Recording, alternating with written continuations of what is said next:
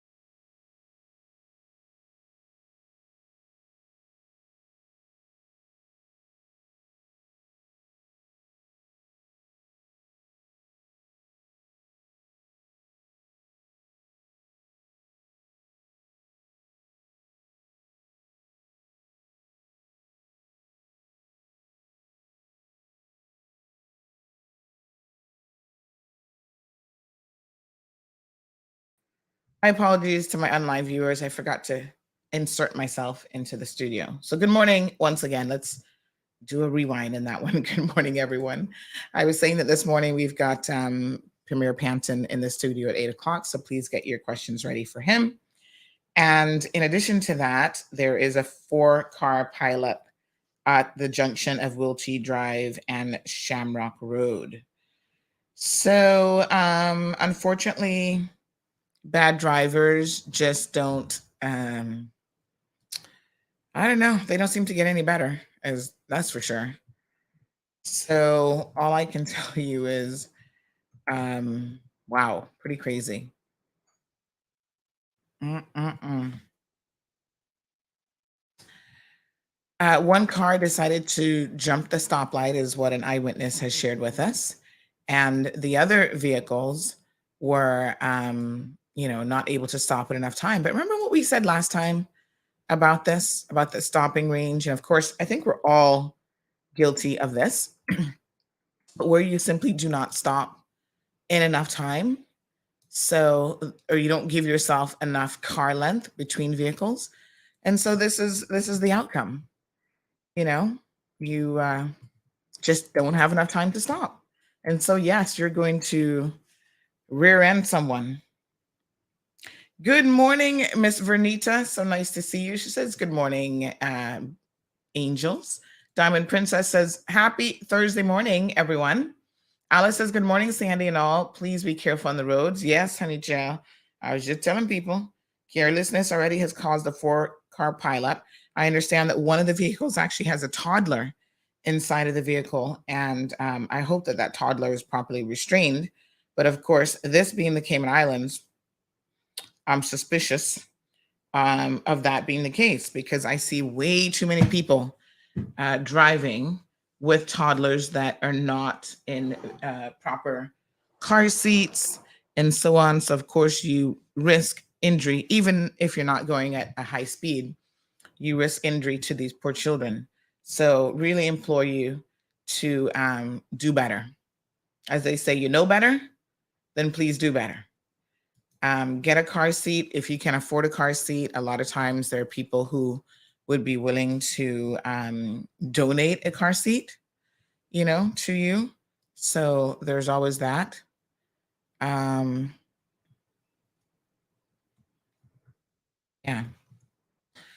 All right. Very strange. Okay. All right. Just got a message here. So OCM Production says, still recovering from yesterday's show. No, sir. What mess.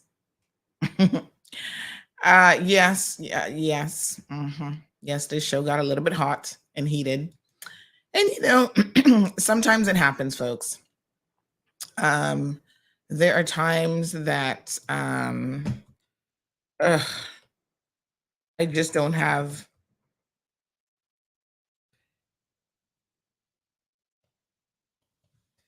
I just do not have a lot of patience for foolishness.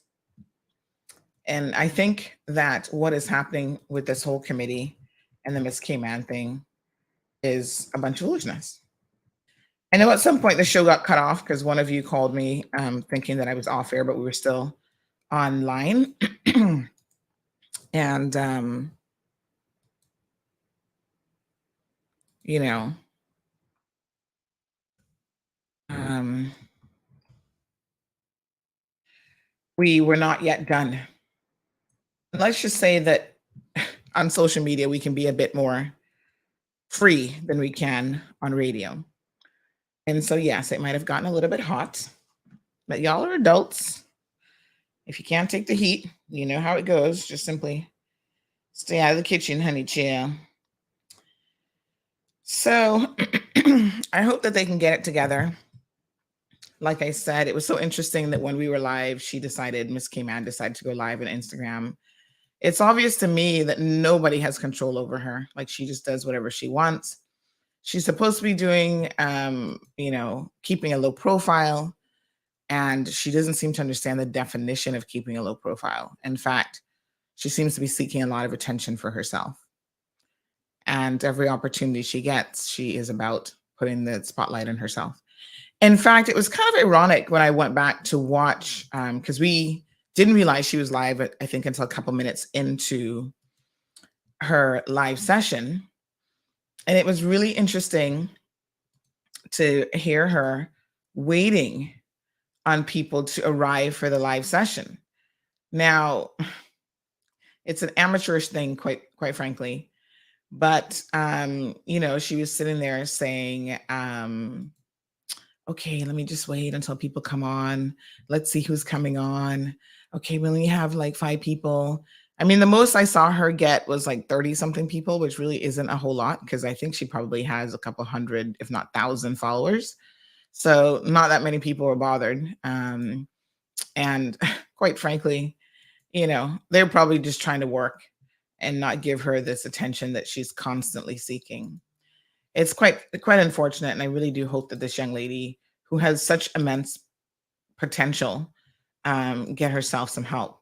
But in the interim, for those of you who may have missed it, I'm going to play a little bit of snippet just of the beginning of her live stream so that you can hear it. Miss Arlene is joining us from the Philippines. Good morning to Miss Arlene. Big shout out, by the way, to all of our Filipino listeners. We know that we have a huge following here in CMR for our Filipino brothers and sisters.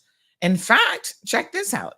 Mga kabayan, nakatutok po kayo sa Cold Hard Truth, hatid ni Sandy Hill, ang nangungunang talk show sa Cayman, ang boses ng masa.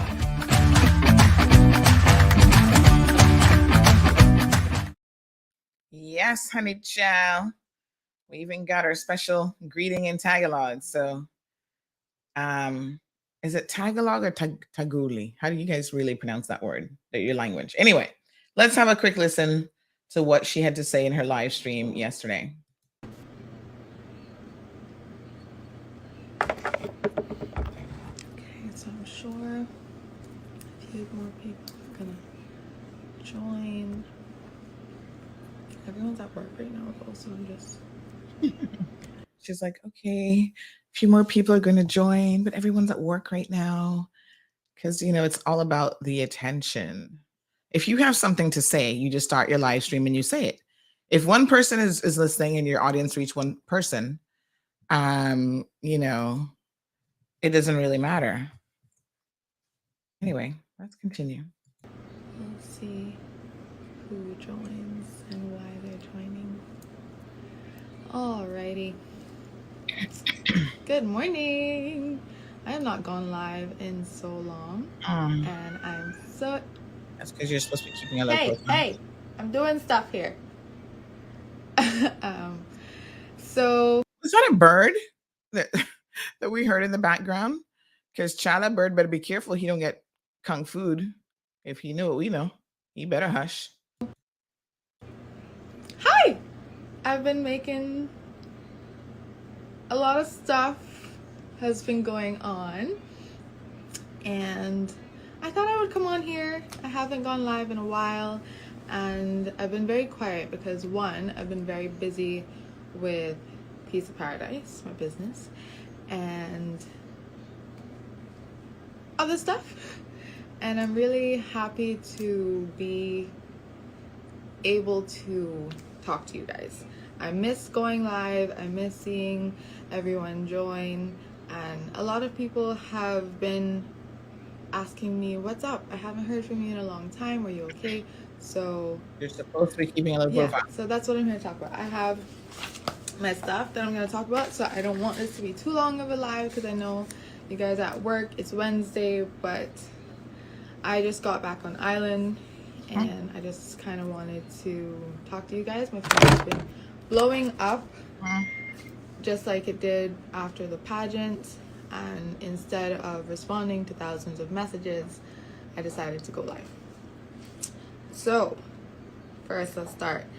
I made a post, and that's kind of what sparked a lot of messages and calls and me putting my phone on Do Not Disturb. And so I'm here to address that. But before we get into that, because I'm sure that's why you guys are joining, I definitely want to talk about a few other things, and I just want you guys to know I'm okay. A lot of people think I'm not, and I'm actually I'm really happy. So let's just start the live off with that. Okay, so like I said before some of you joined, I've been busy with my business because I have a business that's 3 years old, and that's actually why I took the vacation, to celebrate that my business is 3 years old, and I'm happy to be able to be doing that and to be doing something that I love, and it's allowed me to continue to do it, if that makes sense. Okay.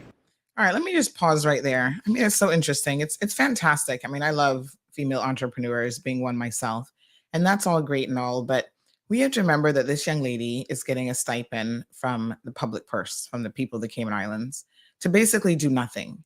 And they have said to her that they want her to keep a low profile. And I don't know why she would have thought, she's now saying that the reason why she took this vacation to Trinidad and Tobago wasn't that she was, I guess, focused on going to a pageant, but that she took the vacation in order to celebrate her 3-year anniversary. You know, young lady, you can do whatever you want in terms of, celebrating your business, but it seems peculiar that the way in which you would celebrate that is to go to a pageant the same weekend, like I said, that the second runner-up was getting all sorts of accolades for representing the Cayman Islands so well in Los Angeles and LAX. And she knew, obviously Tiffany knew, that she would not be representing the Cayman Islands in that event. So it's a little bit strange that that's your vacation destination. If that's your explanation, then okay.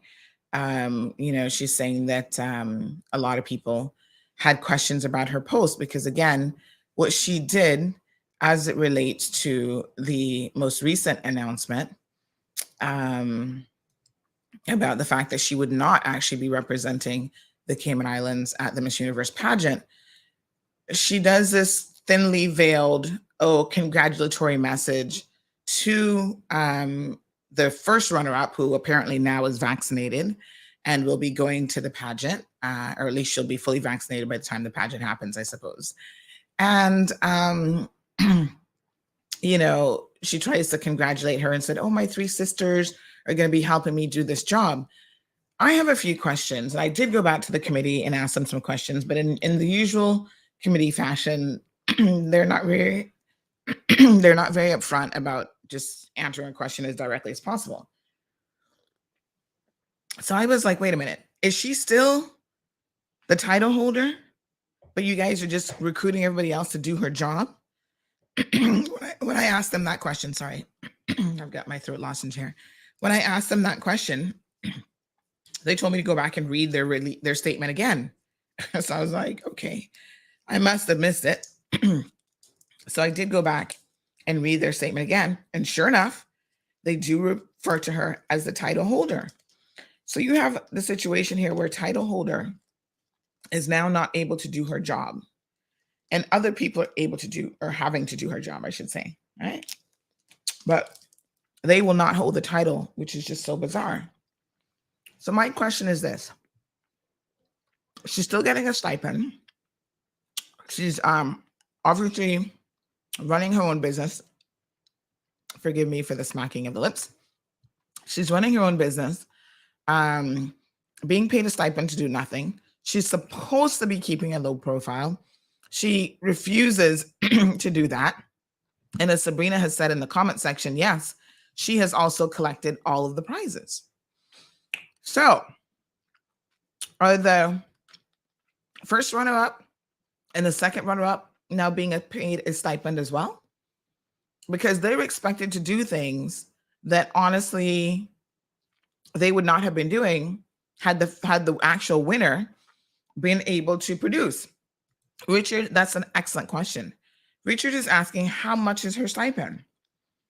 This is a question yesterday that I also asked of the committee. And Richard, so far, no response. I am imagining that there will be no response.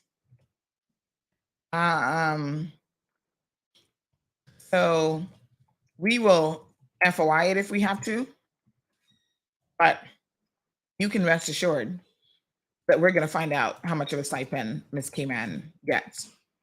I think we need to know, how much money are we actually wasting here? Is it $2,000? Is it $3,000? Is it $5,000? It's public funds. And we have a right to know, are we paying her and the first runner-up and now the second runner-up? The latter two have to complete her duties? It's a valid question. While she's able to focus on other things like her own business and building that and potentially making money from that, that's great. But then you shouldn't be the title holder, because that's not supposed to be your first role. She cannot function as a title holder. And why this committee refuses to really put their foot down, and I mean, I know why, because they know they see a lawsuit coming. The minister has his hands tied. He's not doing anything about the situation. It just remains to me just quite shocking, really. Okay, but let's continue to listen to what else she had to say. So because of that, I've been very tired. I'm super tired, so that's why I had to write everything down to make sure that I don't forget to say anything. Okay. Yeah, so I've been very busy with Piece of Paradise, and as it is coming up to the holidays, I've had a lot more stuff to be doing and working with, and so I've just been preoccupied, and all of the noise that's been happening around me is not helping. So as someone who's always been an advocate for mental health and also who has struggled with my own mental health battles, I am making sure that I take care of myself. And I said, what better way to have some self-care, some self-love, than to celebrate the success of a business I started. And when I realized that, hey, the business turned 3, I literally, when the notification popped up on my phone, booked a ticket. And I was like, I have friends in Trinidad. No one really knows me there. I can kind of disappear and be Tiffany again for a while and just be me and wear jeans and a t-shirt, and no one can say anything if I didn't dress up. So that was the reason I was in Trinidad. Coincidentally, however, their Miss World pageant coincided with my vacation. And So wait a second. Impulsive move, you jump up and take a trip. Great. I suppose, we all do that on occasion. You're not planning on doing anything coincidentally. You just want to relax, dress down. And then you said coincidentally, I guess when you're there, you hear that there's this pageant. It's strange because, number one, you were definitely dressed to impress on your vacation. So you took clothes that were pageant attending worthy at the very minimum. And then if you were actually trying to just be low key and enjoy your vacation, why are you posting it on your Instagram? This is what I don't get about people, right? Oh, they just want to be low key. They're on a private vacation, and they post it all over Instagram. When I take a vacation, let me tell you what I do, right? Because even my personal page, I have thousands of people. When I take a vacation, I don't post anything. In fact, some people are like, where are you? You seem to not be posting news quite as often or whatever. They kind of miss me in a different way. But I don't post vacation pictures if it's a personal vacation and I'm actually trying to be low key. Instead, what I do is just don't post any of my business. Sometimes after I've come back from vacation, I will then post like, oh, I went on a vacation, past tense. So rule number one, if you're trying to be low key, you don't take to Instagram and post all your business. I'm just saying. Anyway, let's hear this convoluted logic. My friend was a sponsor of the event and invited me to go with them. So I was thrilled to go, and I love pageants. So yeah, I just went. I love pageants. I've gone to pageants before I was Miss Cayman, and I will continue to go to pageants after I'm Miss Cayman. So there's a rumor already starting that I was there in the capacity as Miss Cayman. Putting that out there that is not true at the time. And though I am Miss Cayman and I am still Miss Cayman, I am also Tiffany. But I will be Tiffany much longer than I will be Miss Cayman. So the life I live needs to be beautiful and exciting and kind. Yeah, well, that's all fine and dandy. That all sounds wonderful, except you are in the middle of a firestorm created by yourself and the Miss Cayman Committee. And you have agreed with the Miss Cayman Committee and the Ministry of Transport, Tourism and Transport that you will keep a low profile. You'll not be doing any public appearances, whether you're wearing that sash and you go there and say, oh, I'm Miss Cayman or not. Everybody knows, as you just said, that you are the title holder. So you have a responsibility to this country once you are wearing that title, whether that's literally on your head, like you're wearing the crown on your head, or you're just walking around as Tiffany Conley, aka the reigning Miss Cayman Islands Universe. You have an obligation to represent at all times, and you are representing at all times. So I'm a little bit confused as to how she believes, right, that because the committee didn't send me there. She didn't tell them that she was going, it sounds like, although all of them are all on her social media and they're liking her post, so they obviously knew that she was there. She shows up, whatever, she's there, she congratulates, puts up this massive post with all these videos and pictures, whatever. You are still, I'm sure everybody in Trinidad at the pageant knew that not Tiffany Conley was there. They knew that Miss Cayman Universe was there, because nobody cares when it comes to the pageant world about who Tiffany Conley is in that sense of the word. But once they hear, oh, Miss Cayman is here, Miss Cayman Universe, right? So there's a difference, and it's quite peculiar that in her head, she's trying to, on the one hand, separate herself personally from being the pageant winner, but can't utilize that same logic really to see why you're still, as you said, Miss Cayman. And young ladies, if you want to get involved in pageants and you don't want to make sacrifices, it's kind of like being a celebrity, right? There's sacrifices that come with it. And maybe you're not ready for that celebrity world and you don't want all that attention and whatever. Don't venture into that, because with the position, there comes that element of it. People knowing your business, people scrutinizing you. That's why after we put up the article, people are like, oh yeah, I saw her on Friday or Thursday, whenever, headed to the airport. So we're getting some messages that the video is not clear again today. Just give me a second. I'm going to refresh it here in a second. To Tiffany, because she is going to be there at the end of the day. Yep, so vacation was impromptu, Trinidad. So she wanted to stress it was impromptu. Okay. Thank you. It was beautiful. Beautiful experience. I enjoyed the food. Man, did I eat. Man, I ate, I ate some proper food. I think I ate more in the week I was there than in like maybe the last month. I ate a lot. And I tried doubles. And what else? I went to a few places, but like I said, I'm gonna be posting pictures and stuff because I disappeared. I did. I'm sorry for everyone who missed me, and I didn't tell you where I was going. I told my mom in the airport. That was it. I needed to get away, and I needed some me time, and I needed to be able to let my hair down and wake up late. So 2 things that she's trying to do here. Number 1, she's trying to say it was impromptu and unplanned. And number 2, she's trying to pull away the attention from the committee saying, oh, they didn't know, right? Because it was impromptu. I only heard what she said. I only told my mom and I didn't tell anybody, yada, yada, yada. But once you post something on Instagram, you kind of just told somebody that you were there.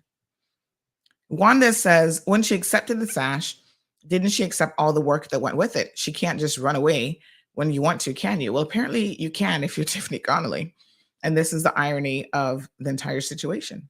She plays by a different set of drums and a different set of rules. And as someone who myself plays by my own drum and my own rules, I understand that type of personality up to a point. And that is why I don't sign on to certain things. Okay. I'm going to give you all an example. I'm not even going to listen to Tiffany anymore because I just can't. But I remember when we first started CMR. Let me just refresh the link one quick second for our online viewers because they're saying on Facebook, YouTube always seems to be okay, but Facebook is saying that they're struggling with it being a little bit fuzzy. So hold on one second.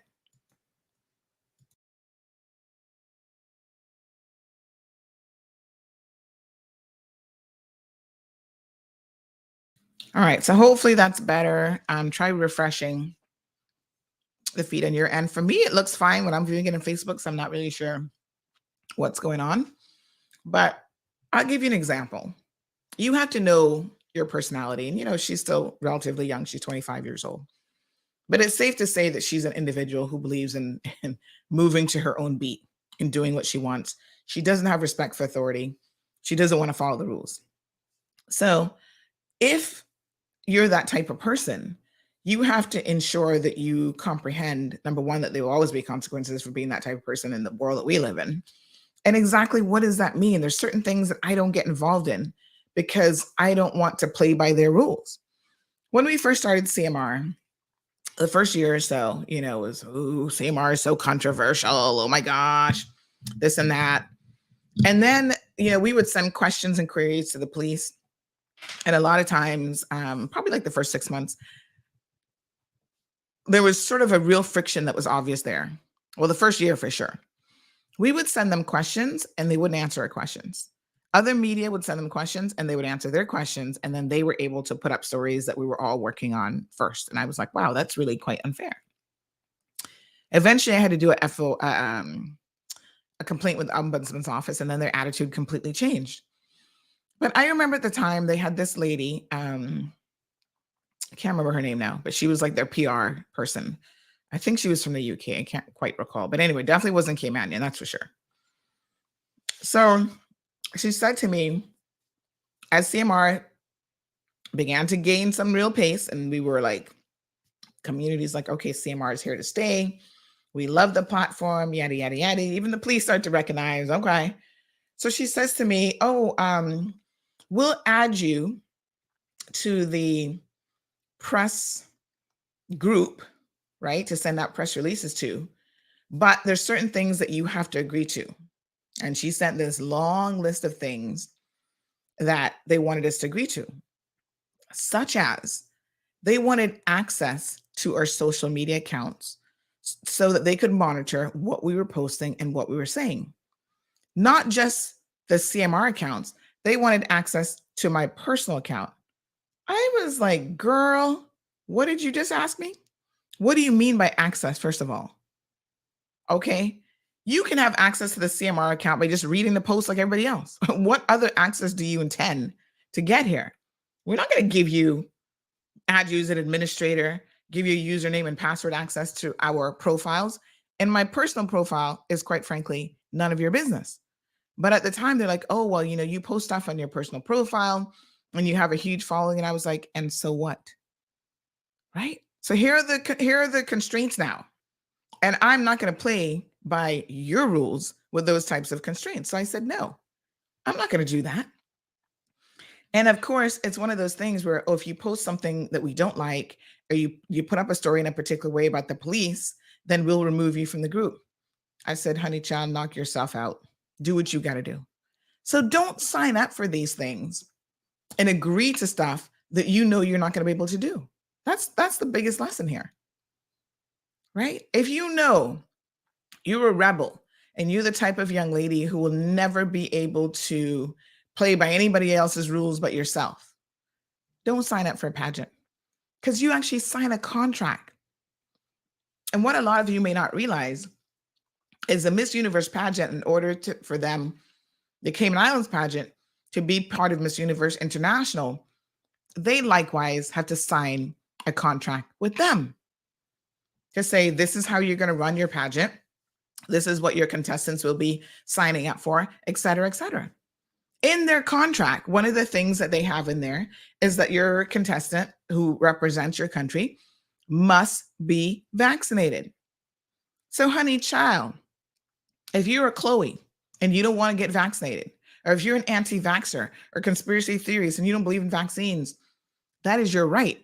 It's not your right, though, to run in a pageant that requires you to be vaccinated and think that you're going to be able to change those rules. That's not how this works. The rules don't get changed for you, because that's the real world, right? So in the real world, if you want to go represent this country, these are the rules you have to play by. You've got to be on your best behavior. So when we see these young ladies, both present and past pageant queens, who have had all sorts of issues that's unbecoming of a queen, then, honey child, this just isn't cut out for you. And so I'd really implore all young ladies that, if you're different and you want to beat to a different kind of drum, the pageant world beats to its own drum. And it is a very specific drum, in fact, in terms of the rules that you have to play by. I'm not saying you have to play by those rules, because if you don't want to play by those rules, you don't enter the pageant. What you don't do is enter the pageant, win at even if it's best legs, and then decide that, you know what, you're going to try to bring shame on the Cayman Islands. Or if they tell you to keep a low profile, you're incapable of doing that. Jonathan, hold your question for the premier. He'll be here shortly with us. So that's all I'm going to say. Again, I'm disappointed in the committee for not doing their role the most. I'm disappointed in the minister and the ministry for not being able to just really, really step up. I mean, 2 months ago, he claimed that he was going to make a statement. That statement has never come. I think that that's unfortunate. Even if he's not in a position to do anything about Miss Cayman, which, like I said, for legal reasons, I can certainly understand why that is. But at the end of the day, he should be in a position to do something about the committee.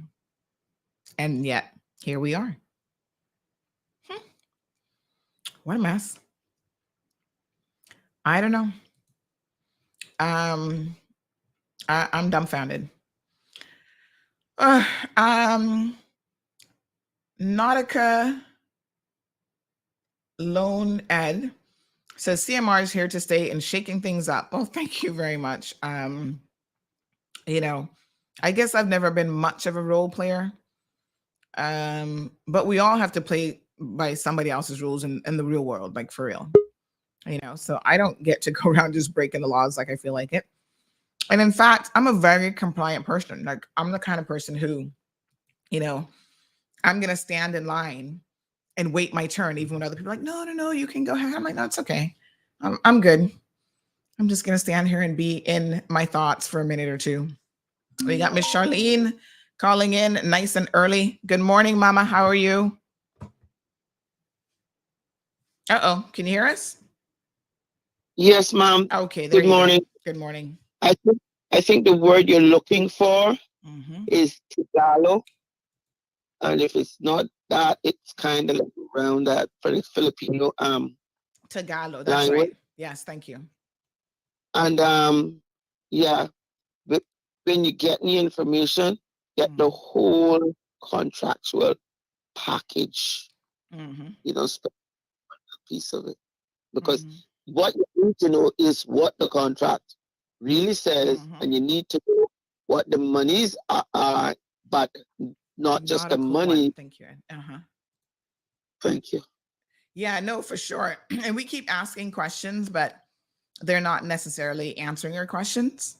So, but we continue to ask. And I suppose a previous queen could just give us a copy of the contract and we could see, what the contract looks like. Because again, this is about the Cayman Islands, right? These people represent Nautical One. Thank you, Ed. Nautical One. Ed. I was trying to figure it out because altogether some like Nautica alone. But I guess you wouldn't want to be a Nautica alone, right? Nautical One. Thank you very much, Ed, for that comment. Really appreciate it. Well, the Premier is here. Folks, let's not waste any of his time because he's a very busy man. And we certainly appreciate him jumping on with us every other Thursday for Premier Access. This is your opportunity, folks, to ask any questions that you have of the Premier. So make sure you get those questions ready.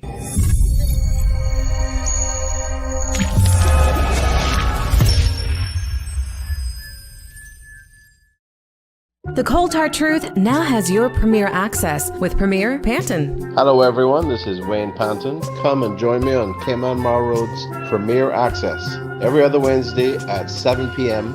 for a frank and open Q&A session. I'm here to answer your questions about the issues that concern you the most. Tune into YouTube and Facebook Live on Wednesday. We will see you there. Full transparency, answering your questions, down to earth, accountable, and accessible to who matters. You. Don't miss Premier Access on the Cold Hard Truth, spilling the tea like no one else. All right, so we've got to rework that a little bit because he's no longer on Wednesday evenings. He's now on Thursday mornings. But regardless, he is here is the most important thing. Good morning, Premier Panton. Happy Thursday. How are you? Good morning, Sandra. And good morning to all of our wonderful people in the Cayman Islands and those listeners of yours who are overseas. Yes. I am fine, thank you. And it is a beautiful day. We have a high overcast going on a little bit, but you know what? It's just another beautiful day in paradise, really. So Let's celebrate that. And I want everybody to have a fantastic day. So, absolutely. Someone is asking, they said, morning. I was wondering if anyone said anything about the 2 fire trucks and police that sped by the government building. The only thing we've heard about thus far this morning is the 4-car accident on Wilkie Drive. I think that is causing immense issues. Like I said, it involved 4 vehicles because one person decided to jump the, jump the stop sign and not follow the rules. And this is what happens when you don't follow the rules. Sometimes other people have to pay for that sort of thing. So it caused 3 additional vehicles to crash into each other. So 4-car pileup, folks. There's a toddler in one of the vehicles. We're hoping that no one is seriously injured. And as we get more information on that, we will certainly let you all know.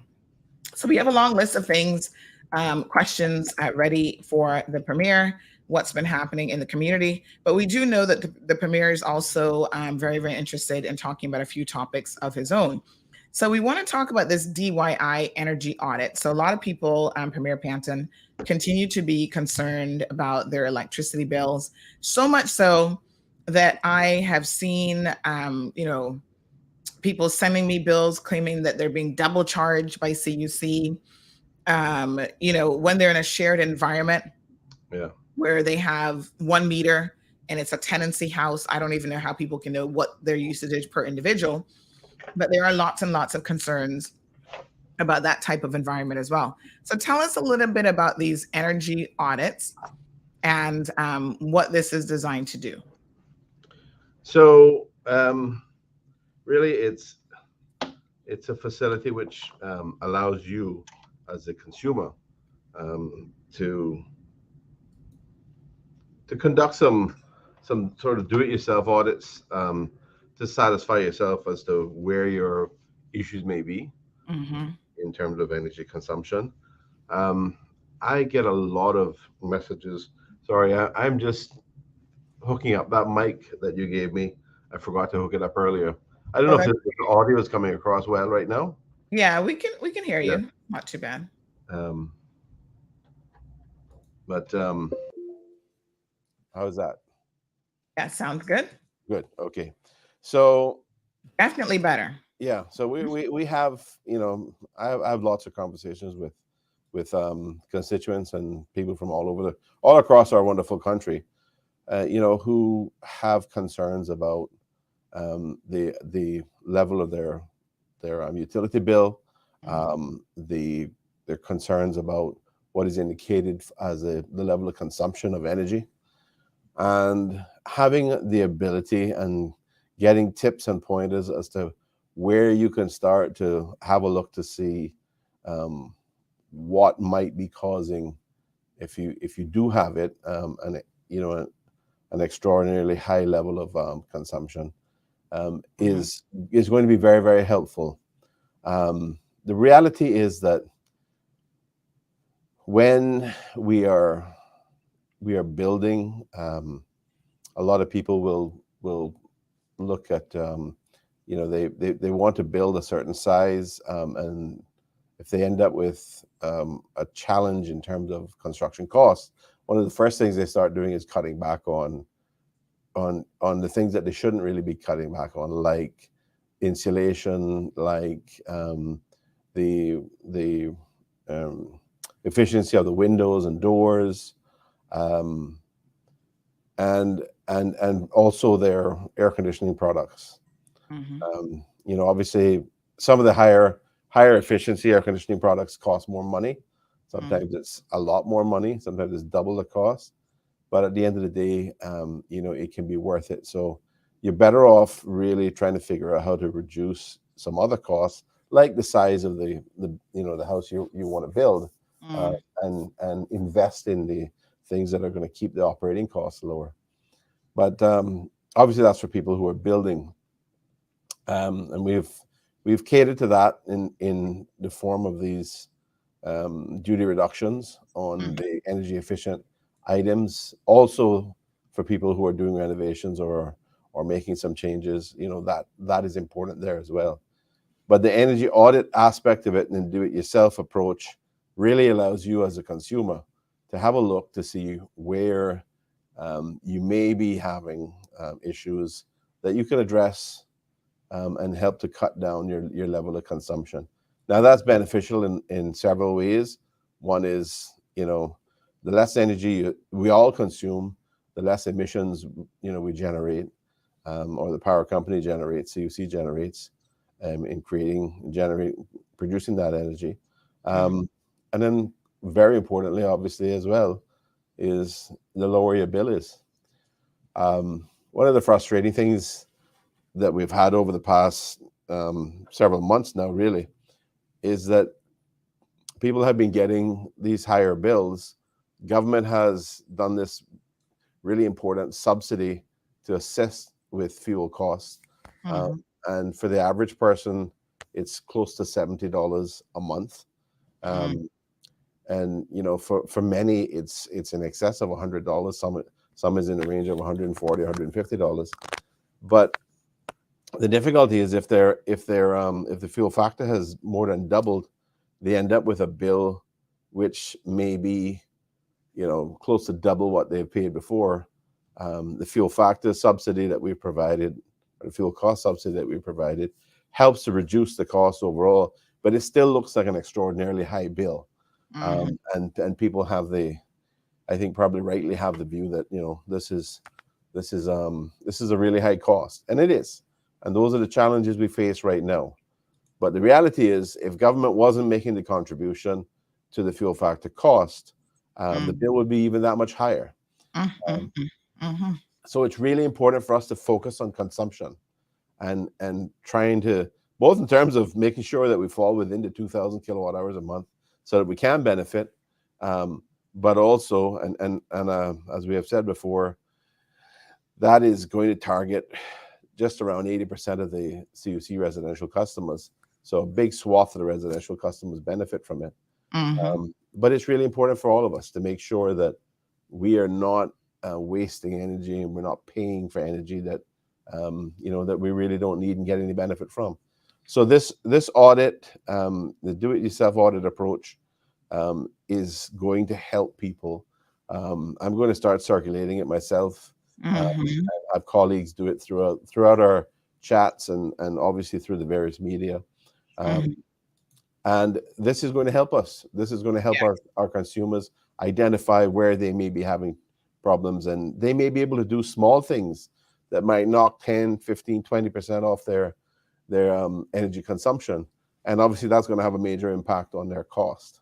Yeah, and everything ultimately adds up. So folks, on this website, energy.gov.ky, you can find a number of files, including this one, which is a do-it-yourself home energy audit, a guide to using less energy and saving more money. Right. So I think that oftentimes, unfortunately, we're not always aware and cognizant of where money is being spent. Even myself, I'm unfortunately, sometimes I'm like, don't remind myself, but I'm not in that 2000 kilowatt group. So I don't benefit from the discount because we are high-end consumers, but there's more than one reason for that. And, that's fine because we do a lot of things here and we have a lot of computers and so forth. And so my husband said to me, he actually purchased these little devices that you can actually plug in to your appliances.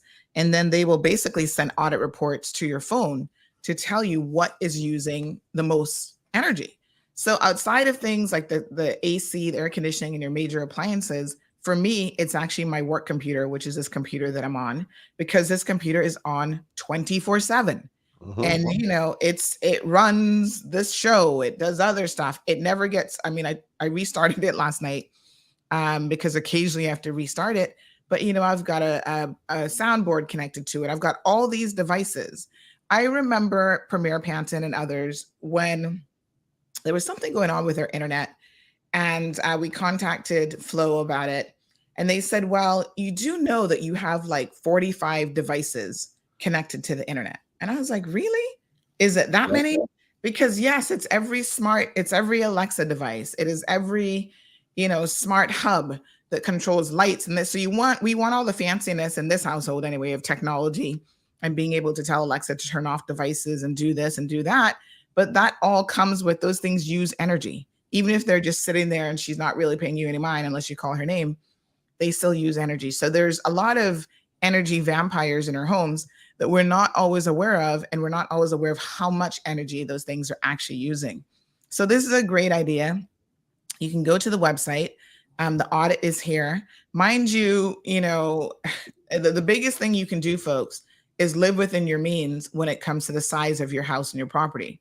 So Caymanians for a really long time have always fancied the bigger the better in terms of our residential homes. But with that comes the fact that you've got to cool that house, right? Yes. So you have a 4,000 square foot house. That means that you probably got several split units that you're trying to cool different, areas of the house, and it costs money. It's just a larger footprint. So I think that that's one of the biggest things that you should be conscious of. And I remember when we purchased our home, I didn't think about it at the time. But when we came in afterwards, I'm like, wow, this house has a lot of windows, like 20 something windows.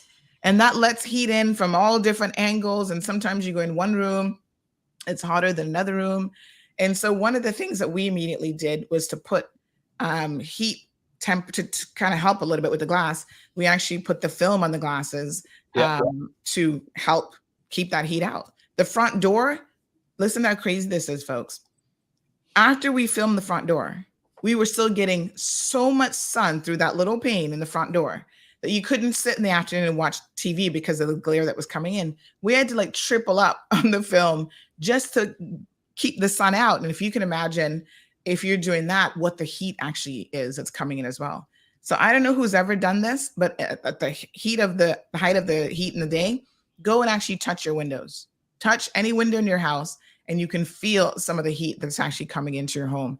So these things make a difference. For a long time, we were able to really keep our CUC bill as low as possible. During COVID, before COVID, we kind of moved business home. So we were home more, using more energy. And that's one of the reasons why I don't really complain too much about my CUC bill, because I know I'm using it a lot. Like I'm a high-end user, right?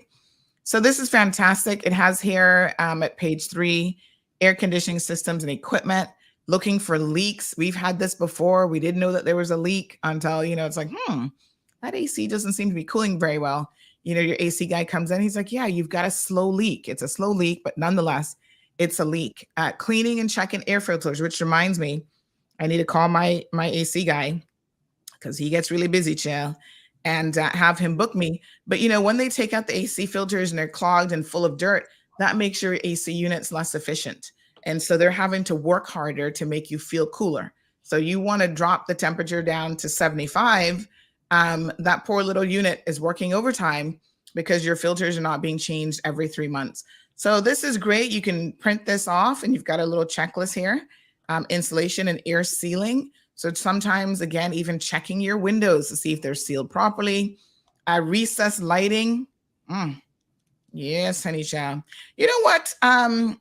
One thing about this that I recently became a little bit more cognizant of is, in an effort to save money with lighting, we have these automatic switches. So when you walk into a room, it turns on. When you leave, it turns off so that you don't forget to turn it off. Well, there's one particular light in the utility room that I've realized that's actually not a good idea with, because we walk in and out of that room during the day a lot and it's automatically flipping on when in fact there's natural light in the room and it's not necessary.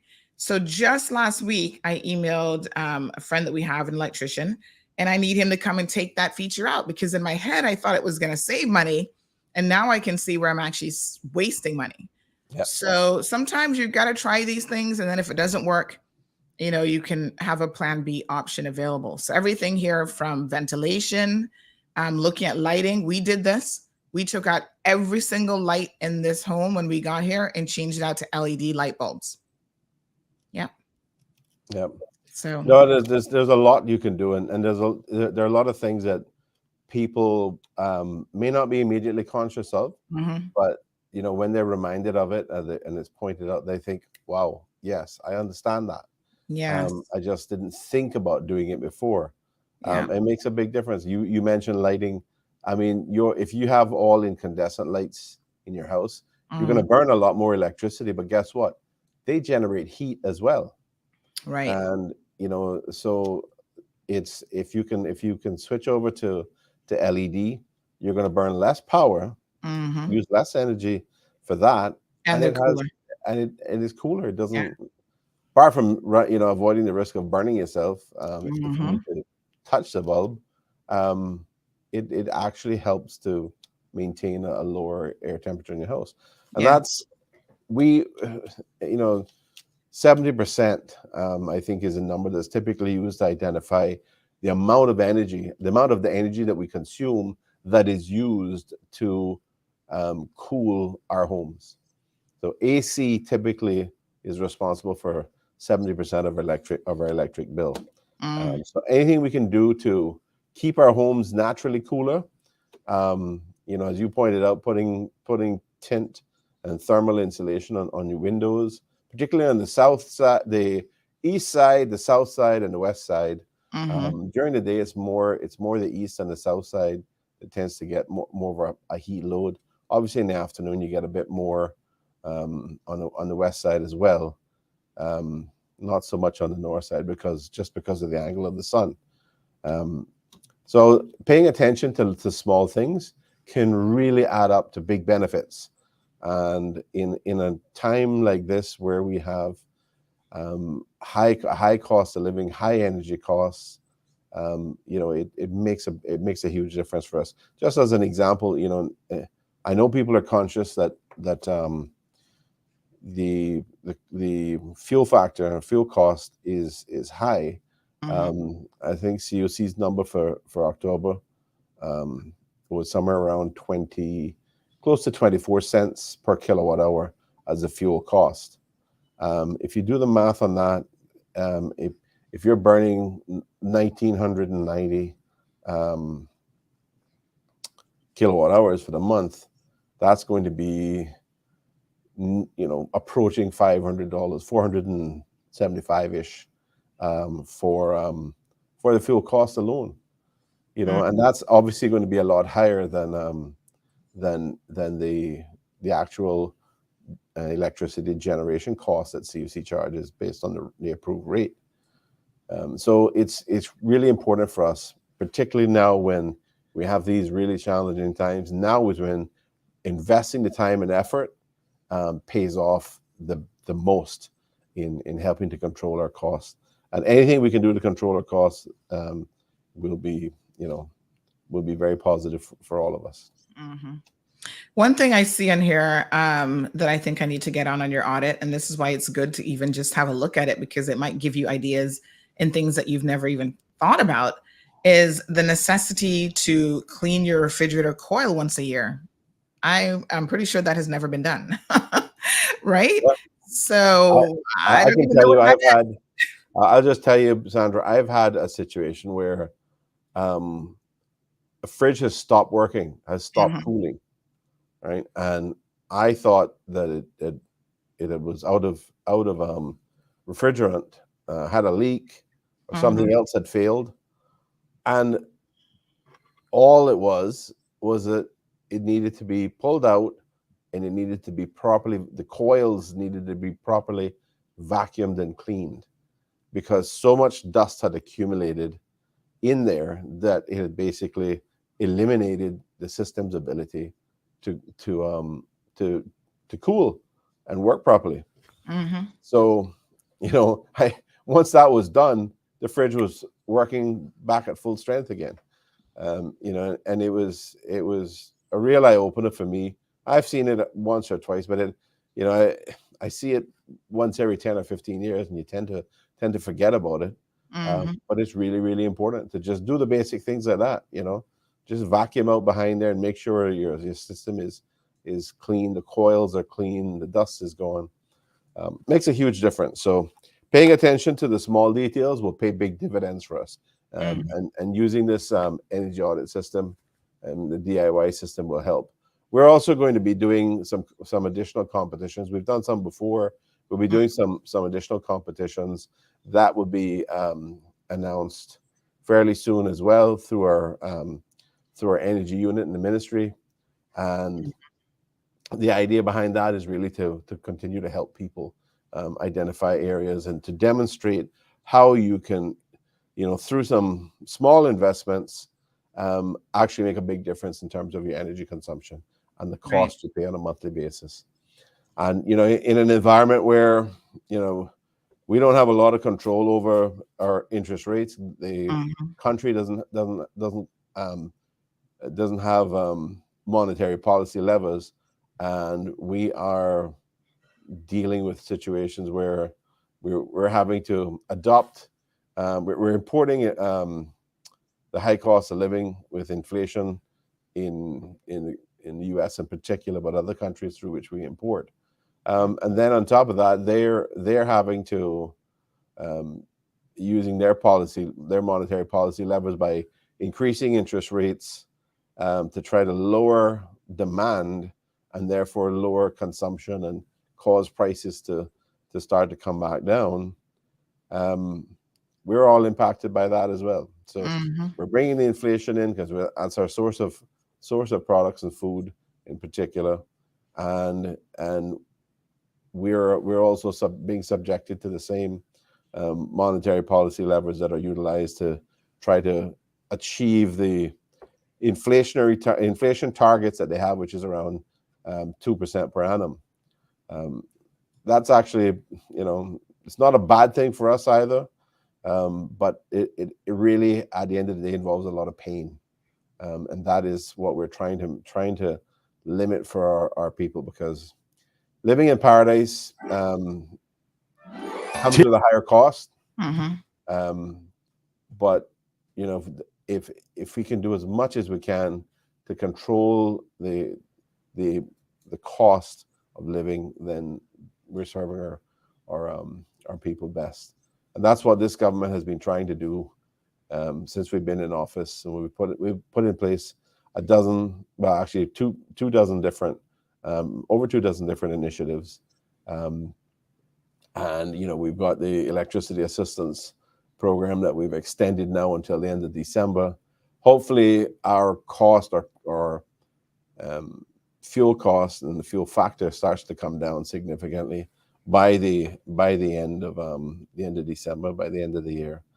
But we are going to still remain in a high interest rate environment for some time to come. So, and it may well go up as well. So, we have to be very conscious of that. My gosh. Okay, so the government has also just last week announced that it would be waiving duty. I put some links, folks, in the chat section. So if you're on social media, I've shared the link for the DYI audit page, so you can read those audit guides.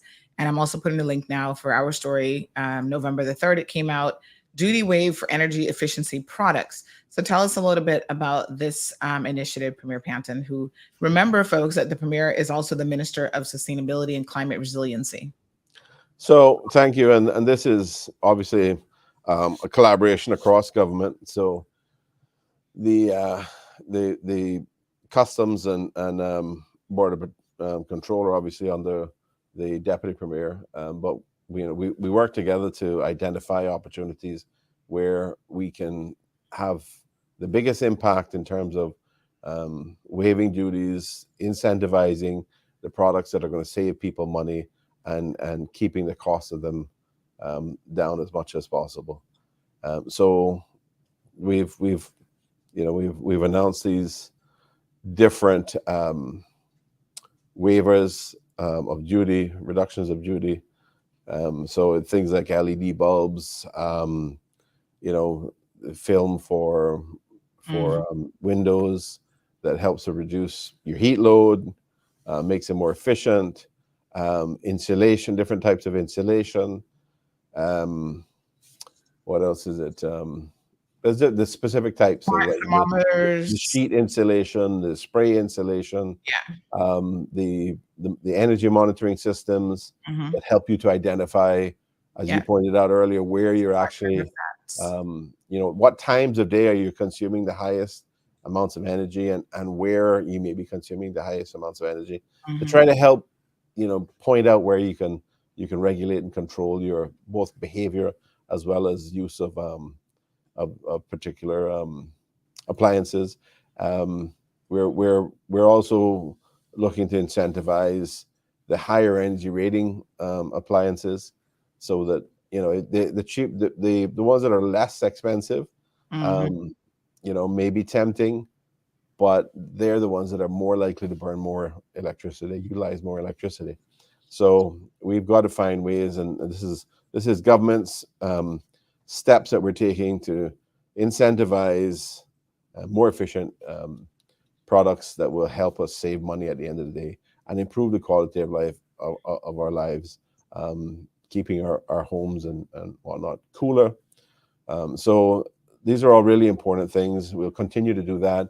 We're going to continue to expand that where we can identify areas that they'll have a big impact. And then obviously, the conversion to renewable energy is, as you know, a very significant agenda item for myself. We're spending $200 million a year making some fossil producing country and middleman rich. We can convert to renewable energy in Cayman, to go solar. It's free energy costs for us. Free energy generation. Yes, it comes with some challenges in terms of making sure that we have grid stability, and we've got to have batteries for backup to make sure that we're smoothing things out.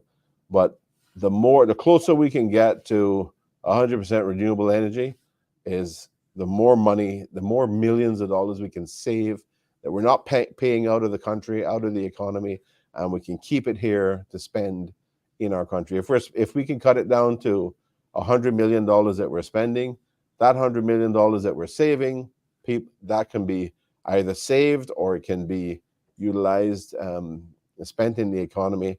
And with the multiplier effect, you might be looking at something like $300 million worth of additional economic activity, which generates jobs, which makes people, gives people better incomes, and it creates a more productive society. So there's no point. The more that we can prevent money from going out of the economy, the better off we are. And obviously, we're lowering our emissions at the same time. Importantly, that's one of the things about Cayman is that we're on the front line. We all know that we're a low-lying country. If with climate change, because we're on average about 7 feet above sea level, and if you look at the places where you have a higher density of residential areas, probably even lower than 7 feet above sea level, we're going to be the first to start feeling impacts. And we know that those areas are also highly impacted in hurricanes, and those are becoming more frequent and stronger, certainly. So we need to be conscious of all of these things. We need to try to reduce our own consumption. And right now, we're actually, on a per capita basis, Cayman's consumption is a lot higher than even some of the bigger developed countries or developing countries that are the greatest offenders. On a per capita basis, we don't look very well. Our target is somewhere around 4.4 tons of CO2 per annum per capita. We are somewhere in the region of 15 point something, 15.4 or 15.3 right now.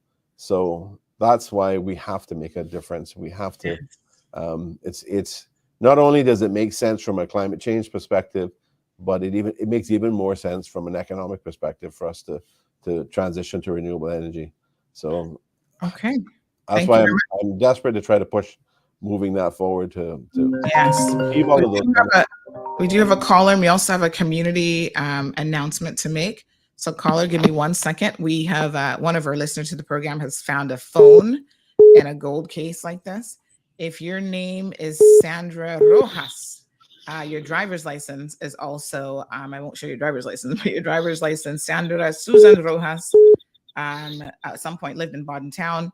Please contact us on WhatsApp, and we will give you the details on how to collect your lost phone. It took a little banging, look like, but it probably still rings, honey child. And at least you can have your contacts saved on the phone as well. All right, so we've got a caller on the line. Good morning, caller. Welcome to the program. Yes, good morning. Morning, sir. Good morning. Mr. Premier. Yes, good morning. I'm just wondering, in the proposal for the business case for the East-West Arterial Road was lost productivity form part of that business case? I don't remember the specifics, but I would imagine that that it does. We all know that we have problems with bottlenecks in different parts of the route coming from east in towards town in the morning. So we have these bottleneck areas that shift as we go along, as we pass through the normal commute times in the morning. So yes, that would make sense. I'm wondering what it actually costs the country in general, but specifically government, because I'm assuming that the number of government workers will be reaching in late, especially like this morning, where I understand that there was an incident at one of those bottlenecks that you just mentioned. Right. And hence most people will be reaching into work late, which carries an actual cost. And my second question is, where are we with the East-West Arterial Road? I am aware that the circumstances around it, but where are we actually now with that road? Well, I might be able to say that the NRA is coming on next week, so that might be a question better suited for them, but certainly if the Premier knows some information. No, I mean, I'm happy to speak to it in brief, but the environmental impact assessment that is needed to be done is now underway. As far as I'm aware, I know that they have recently made the announcement as to who it is that they have retained as a consultant to do this. So that process is underway. The reality is, unfortunately, It should have been done years ago, right? And I remember when I was a minister for the environment back in 2014, I told the then ministry that was dealing with the NRA and that road that it needed to, the environmental impact assessment needed to be done. The road skirts right along the edge of the central mangrove wetland, which is critical habitat and critically important from an environmental perspective to Cayman.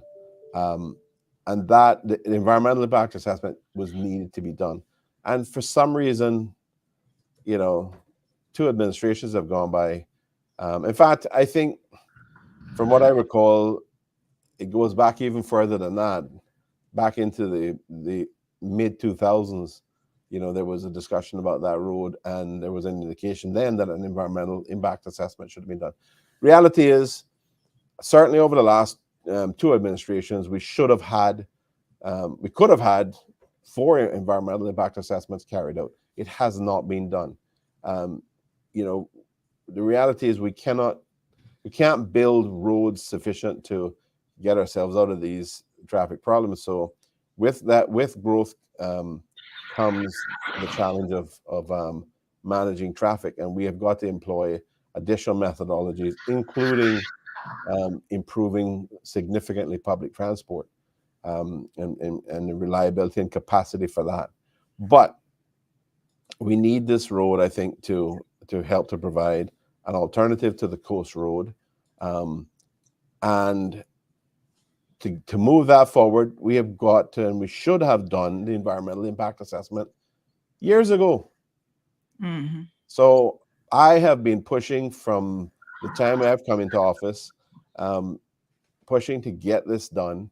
I've been pushing my team on the Department of Environment side to make sure that they were on top of what was required to be done, and effectively pushing the NRA to get it done, so that there was no reason for them not to be able to move forward. Now we're in that position where it is moving forward. I'm very happy to see that, but you know, we're going to have to wait for that process to go through. The reality is we cannot abandon the process of doing things properly. Many countries in the region take the approach that we have to understand what the implications of everything that we do in these major infrastructure projects are, including Jamaica, including, you know, even countries like Belize do EIAs for these types of issues. So we've got to understand what the impacts are. We've got to understand how we mitigate those impacts.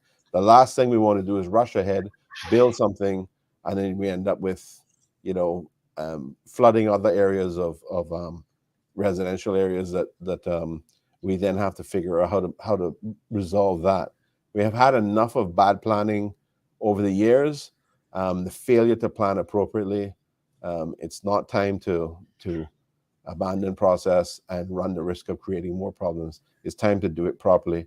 This road is too important to us, and I am personally invested in trying to make sure that we get the CIA done on time and get the road moving. Thank you so much, Mr. Premier. All right. Thank you so much, caller. Appreciate it. You're welcome, sir. Have a good day. Thank you for calling. 936-2626. That's 936 Bobo is the telephone number if you have questions. We do have quite a few coming in online as well. So let us go ahead and get some of those. So good morning to Cayman Bahinin community. Miss Charlene is here saying morning to the Honorable Premier. Lavana. Good morning.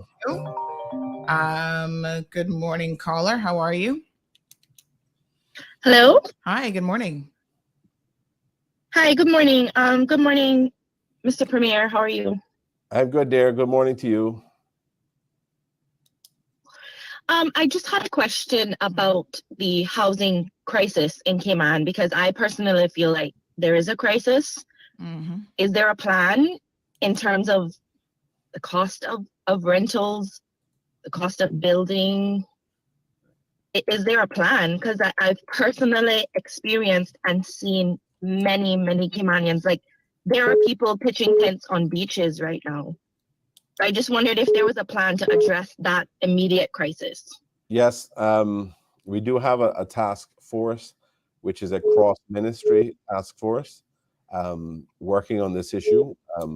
I'm hoping that by the end of the year, if not before, we'll be able to roll out some proposals. We're already doing certain things to try to assist. You know, we intend to ramp up the building of affordable homes. The government is also doing a program of subdivisions where the lots are being sold at probably less than commercial value. We have to decide how we're going to allocate those who are interested, the opportunity for those who are interested to purchase those. But that's the first one of those will be done in the Eastern Districts, I think in East End.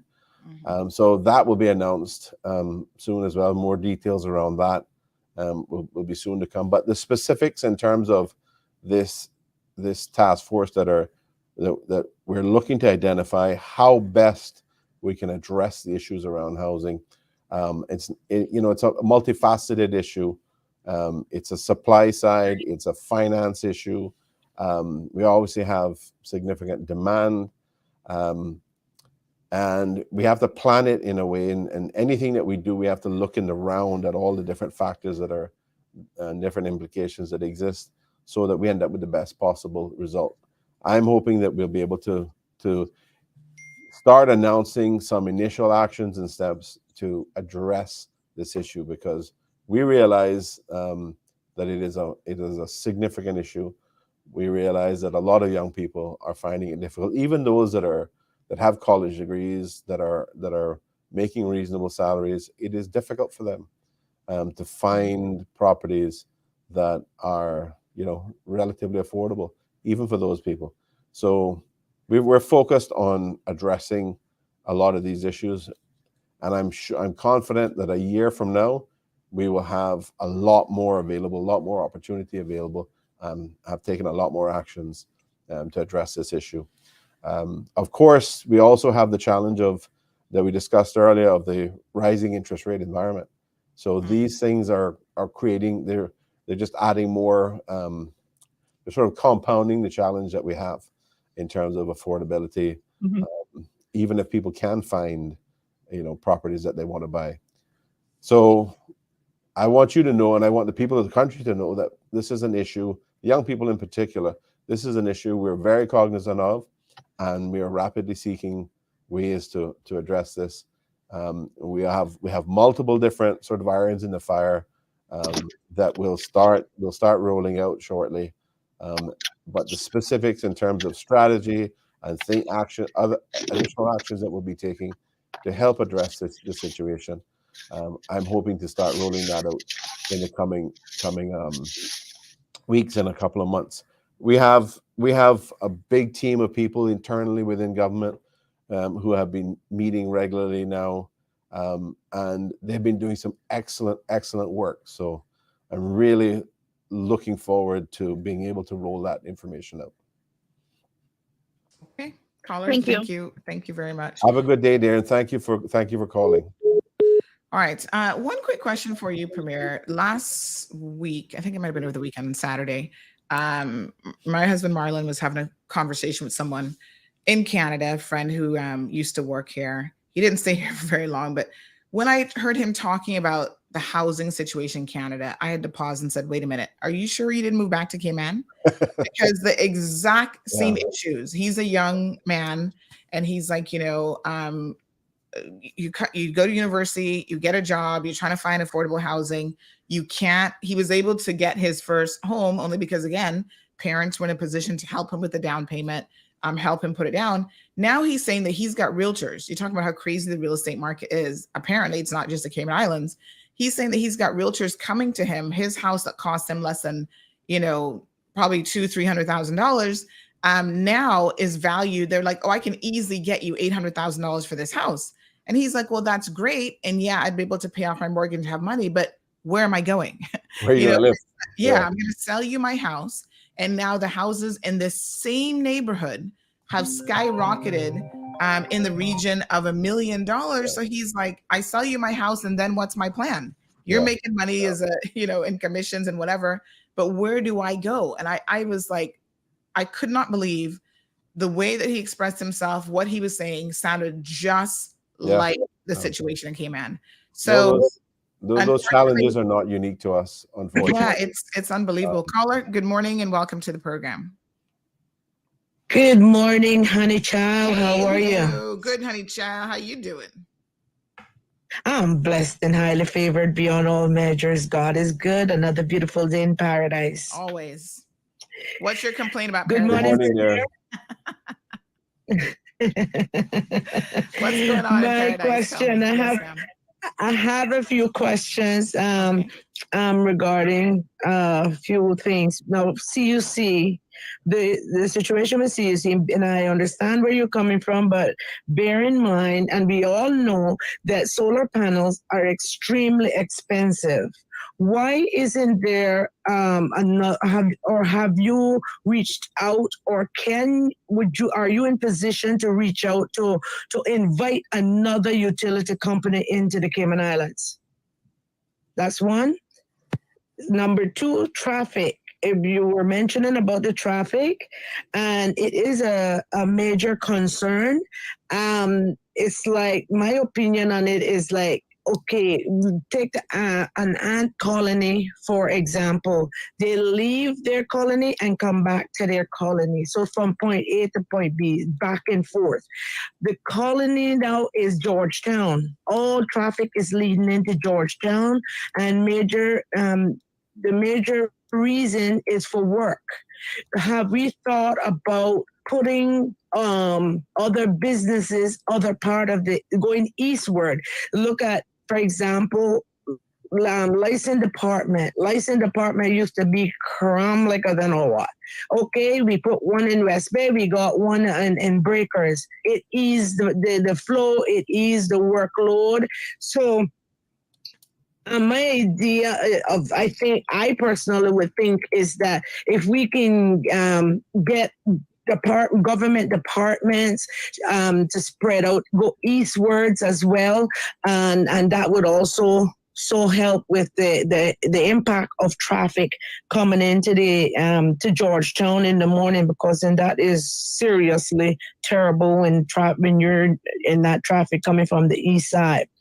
And I think my personal view is that work permit holders should not be allowed to come into Ireland and have a vehicle or purchase a vehicle unless it is necessary for, if it's like they're domestic, and the seniors that they're working for, they needs to be able to move around to assist that senior. I think that's something that we can discuss a little further and try to see how we can work towards that. Because look at a couple years back when we had the earthquake, people were just scrambling all over the place and going nowhere. You walk and you would get where you were going faster. So that's something that seriously I think needs to be looked into. Now, the next one is Can we maybe just get two questions, because we do have quite a bit. So you've got two already. This one is very important. This last one is very important, right. Sandy, please, honey child. And the glass house. I would like to know, and I'm pretty sure others would like to know, why are we keeping that building? It's not being occupied.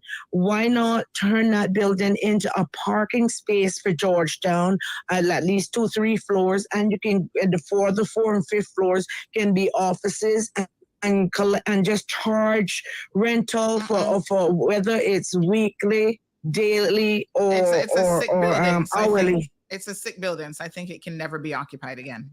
But I'm sure tear it down and restructure it. Tear it down and build a parking space. Tear it down and build a parking lot, and up on top of the parking lot, you can have offices and rent out and make some revenue for the government. Okay. That's my input. So thank you very much. I'm listening for my answers. Yes, thank you. Thank you. So quite a few questions there. The first one was I think the first one was on CUC and competition. Okay. Yes. So CUC no longer has a it used to be that CUC had a monopoly on generation and distribution. They no longer have a monopoly in generation, but there is one on transmission and distribution. I think for another 8 or 10 years. But the reality is that it is a market that is it's very capital intensive, and it's not easy to. There are lots of barriers to coming in terms of having competition. The best thing for us to do is to push the transition away from fossil fuel generation towards renewable energy. That is going to have the best overall positive impact for the country in terms of costs and in terms of emissions.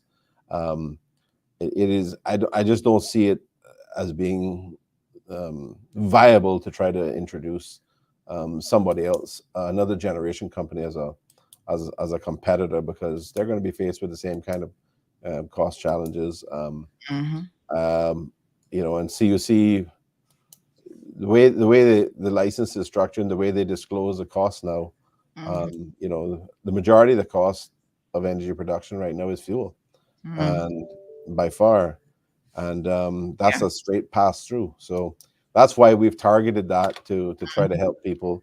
And over the last 3 months, October, November, and December, we have a combined effort of CUC as well as government, both contributing to try to reduce the actual cost, the fuel factor.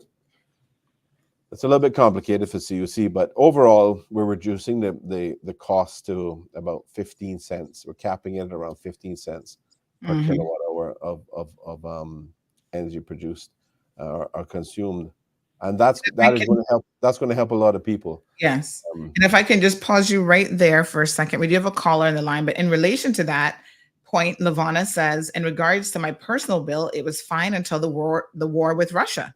Since my bill fuel cost is over $1,000, energy itself is nowhere near that. So this is what I don't understand. I have no heater, no electric stove, etc. No one is home during the day except my mom, and the restaurant only has one ceiling fan and stoves/gas stoves and one small microwave.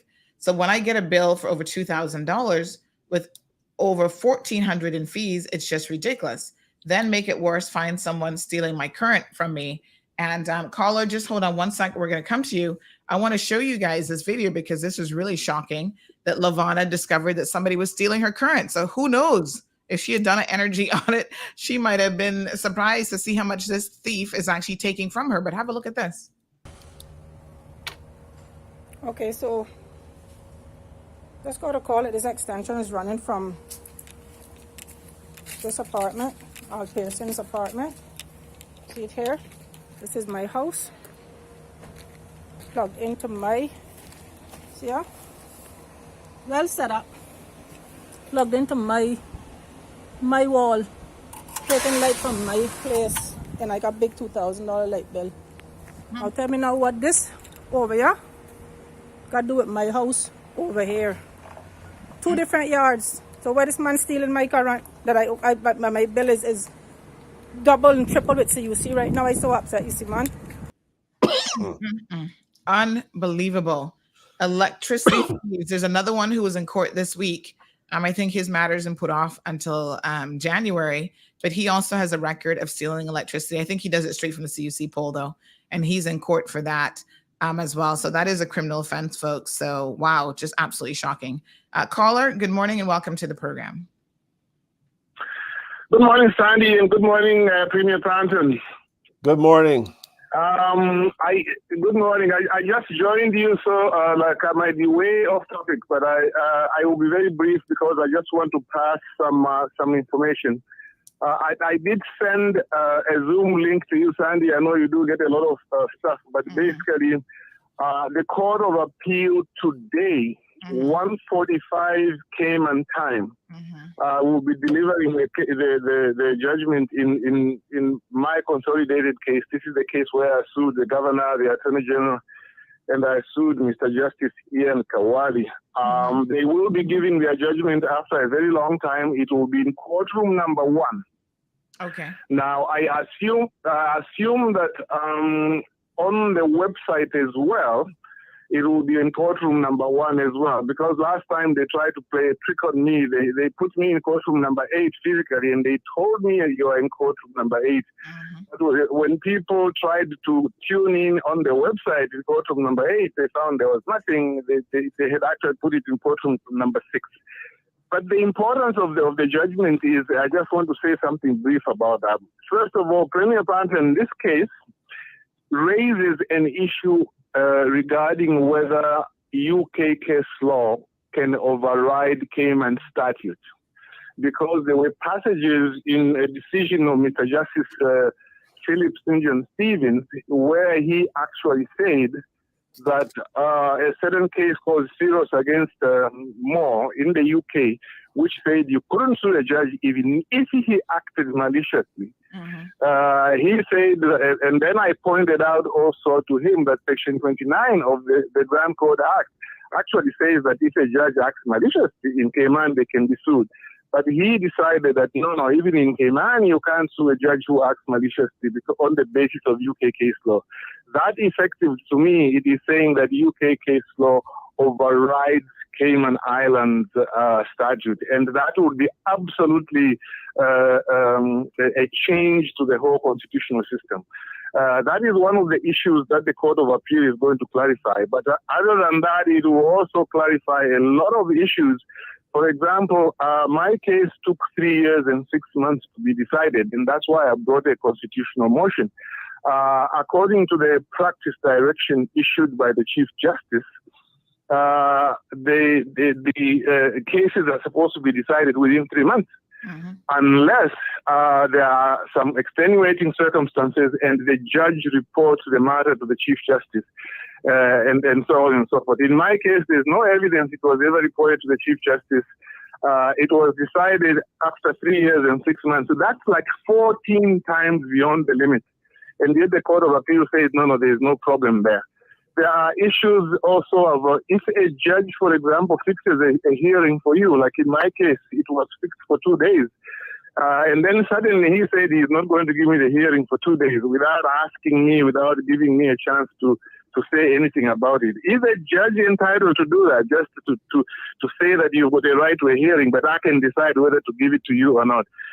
Altogether, there are approximately 20 issues, about two or three issues on human rights and administrative law. There are issues of civil procedure. There are also issues of administrative law. There are altogether 20 now. They have already told me that I lost the case, you understand? They already told me I lost the case. So today we are only going there for the reason. So as it has happened, I've already prepared my grounds of appeal. Depending on what they say, some of those might change. And I've also indicated to them that I will be appealing the matter to the Privy Council. Finally, what this case also, I think, will show us about Cayman is about how independent the judiciary is. Because I did show in court, again, I can tell you this because, and I'm about to wind up. I can say this because this is in open court and it is all in documents. The judge had written in his judgment, he said that the reason he denied me a hearing by Zoom was because I had asked for it shortly before the hearing. Now, that was not true. I was able to produce 12 of the 12 emails, which are part of the court record, which said very, very clearly, I requested the hearing. He responded to it through his PA, and all the parties who were involved in it, 8 of them altogether. 4 in the judiciary and then 4 of us in the private sector. Despite all that, he said that in his judgment. And yet the last court says there's nothing wrong with it. I had also cited 52 cases in order to argue my case. He ignored each single one. He never even cited it. Caller, I want to rein you in just a little bit here because we do have tons of questions that are coming in. So I don't want to get too deep into your case, but your point really is that people can watch it. They can listen today at watch the judgment. Yes. What time did you say? That will be 1:45. Okay. Court of Appeal, courtroom 1, 1:45 today. Cayman time. Yes. So they've already told you that you've lost the case. It's just that they're going to be delivering the actual judgment as to why you've lost. That's what your understanding is. Okay. Exactly. Right. But those are some of the issues. Yeah. Very good. Thank you so much, caller. Alrighty, bye-bye. Yes. All right, folks. So just be mindful. Obviously, when you call in, time is short as it is, especially when the premiere's on. So we want to get in as many questions as we can. I know that caller has very, very specific things in terms of the law that he's got concerns about. But this will be now the third court that has found against him. So I think at some point he said he's going to appeal to the Privy Council. At some point, he's going to run out of options, and that's going to be a dead issue. Yeah. So. Well, he's not short on tenacity, so let's see what happens with the the actual reasons that they provide. Hopefully that will give him some guidance as to how to proceed. Anyway, thank you. Good morning. Welcome to the program. Hi, good morning, Ms. Sander and Mr. Premier. How are you guys? Good morning. How are you? Good morning there. How are you? I'm good. Just finishing up here in the kitchen, ready for work now. I just wanted to call in quickly just to also clarify something in regards to my bill. I'm not in no way saying that the guy that I caught stealing my warrant was it's him. I'm just saying I'm sure he contributed to it because he was not in jail that long. He's been out of jail, I think maybe 2 weeks, a little over 2 weeks now, I think. Yes. The police have been looking for him. They haven't found him, but anyway, that's not what I'm calling for. So I'm forced to say that sorry, just wiping down my kitchen. Sorry. When I said that my bill was okay before the war, bear in mind this is my whole yard. I also had have 2 washers and a dryer in the back, which I've since locked off just to see if it would help, and it didn't. Like I mentioned, my bill used to be high 900, 1,000, 1,050, 1,150, which was fine. Again, like I said. Then the month after that, it went to 1,250. Then it kept climbing, 13. Then it went to 14 and some change. And then it made this big jump from $1,400 to $2,003 and some cents to be exact. And I'm like, what? That's a $600 difference. Now, bear in mind, nothing have changed. It's the same thing over and over in the yard. No one is home during the day. And my heater went out years ago. I didn't replace it. Just got used to bathing in cold water. If you could bathe in Jamaica cold water, you could bathe in Cayman cold water. So I don't have, like I mentioned, don't have any electric stoves. All my stoves are gas. Also mentioned, I only have 1 ceiling fan in the restaurant. The restaurant is very small. Persons think that it's big, but it's not. It's very small. My windows are open. Same thing with the house. You just heard me say this coming out of my kitchen. Absolutely no air condition at all. My front door is always open. My windows are always open. Kitchen window, everything is open. So it's just a natural air coming through. And I have a fan in my living room that I just keep on to keep some of the heat, make the heat come out. Going on now, so when I got this. Caller, just a quick question for you. Have you ever thought about contacting CUC for them to come and do an audit for you? Okay. Yeah, I'm getting to that. So this is where they come in. So when the 2003 came in, I was like, but praise ridiculous. So okay. I understand it was the normal summer. Okay. Then I say, okay, let's see what's happened for the next bill. The next bill came, $30, exactly $30 less. Went to 1972. Sorry. Then the next month, which is what I just paid, it went down by $100. Sorry, to 1873. And I wrote my check blindly, forgot the 62 cents. So I have a big disconnection notice on my bill for 62 cents. Anyway, so I wrote that one. So I said, okay, before, I think it was the end of September to be exact, or could have been exactly on the 1st of October. Sorry. I went by a padlock, locked the laundry room that nobody could use it because it's myself use it. My household was using it. My dad and 2 other persons was using it. So I said, okay, it must take a drop. Locked it off for the whole month of October. I personally and everybody else was going out of the yard to wash. You know, this is why I'm so confused. This didn't use at all, which should have been, I'm assuming that would have been a lot of energy usage there because it was being used a lot. I'm not saying it wasn't. So when I got a bill, this bill now saying 2,000, and it didn't go down, it went up. 2,007 to $4 and some cents. I was like, what this? I couldn't even. I don't know why I opened at work and I couldn't talk. I like, what? This must be a joke. So I looked at the bill to see maybe if the first bill didn't come off or something. So I said, no, it had big disconnection notice. And I said, 62 cents. I'm like, what? So I called CUC and I said to the young lady, I said, explain to her what, and I told her, I said, I don't use the light. Stop using it just to see if it would have go down. It didn't go down. It's even higher. So she said, what? I said, yes, ma'am. But she said she was going to put in for an audit for them to come and check to see, you know, whatever it is they do. Haven't seen anybody yet. So they did. I took that video when my daughter called me and said that he see his extension running from next door. He thought I had gave the guy permission. I said, no, God, in the world. I couldn't give somebody even 1 minute of help with the electricity because of this high bill. Mind you, I've done it before. Another young man next door have had his light cut off a few times, and he come over to did the right thing. He come knock on my door. I'm always in my kitchen, no matter what time of night. He always come and he say, Miss Lawana, so and so. I like that cut off. Is there any way I could run an extension? You know, till the morning. I said, no problem. As long as you're not running no air condition. And he said, no, ma'am. I even went the extra mile to go out there late in the night to check to make sure that he didn't have his air conditioner on. He didn't. So he proved himself to me that he was honest. And like I said, I helped him more than 2 times before. So that was the right thing that he did. Why the other gentleman did that, I have no idea.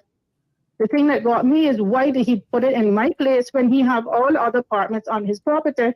He could have easily asked one of his tenants.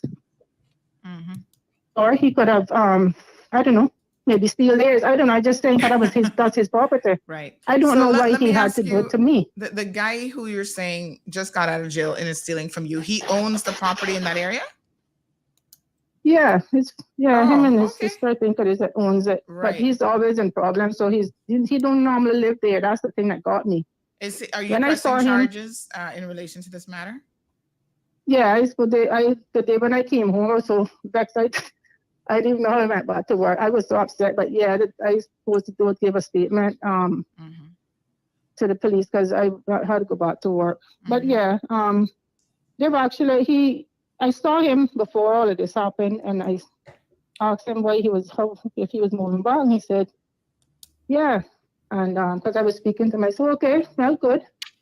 Maybe you could deal with it on a garbage issue and have it on the road because I had just got through cleaning it up that day, the same morning, raking up the whole area down the road. Not my in front of me, but it was down the street from me. Like I tell people, this is my country, I have nowhere to go.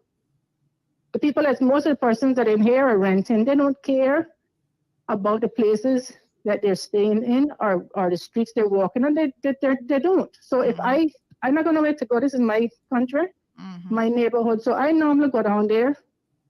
After they come empty the garbage and stuff, it normally leaves a lot of mess. So I go and I rake it up and make it look decent. That's on me. But it's like I said, I have nowhere to go. But so I'm out of breath. I just want to try to get ready for work. Yeah, I'm just saying that at no point that I say that this just, the audit has not happened yet. And I still have the lock on the laundry. So they could see that wasn't touched. It wasn't used. So that was I was totally confused. Like I said, why it didn't even budge. It didn't go down, it went up. Then I saw credit on there for $307 and some cents from CUC.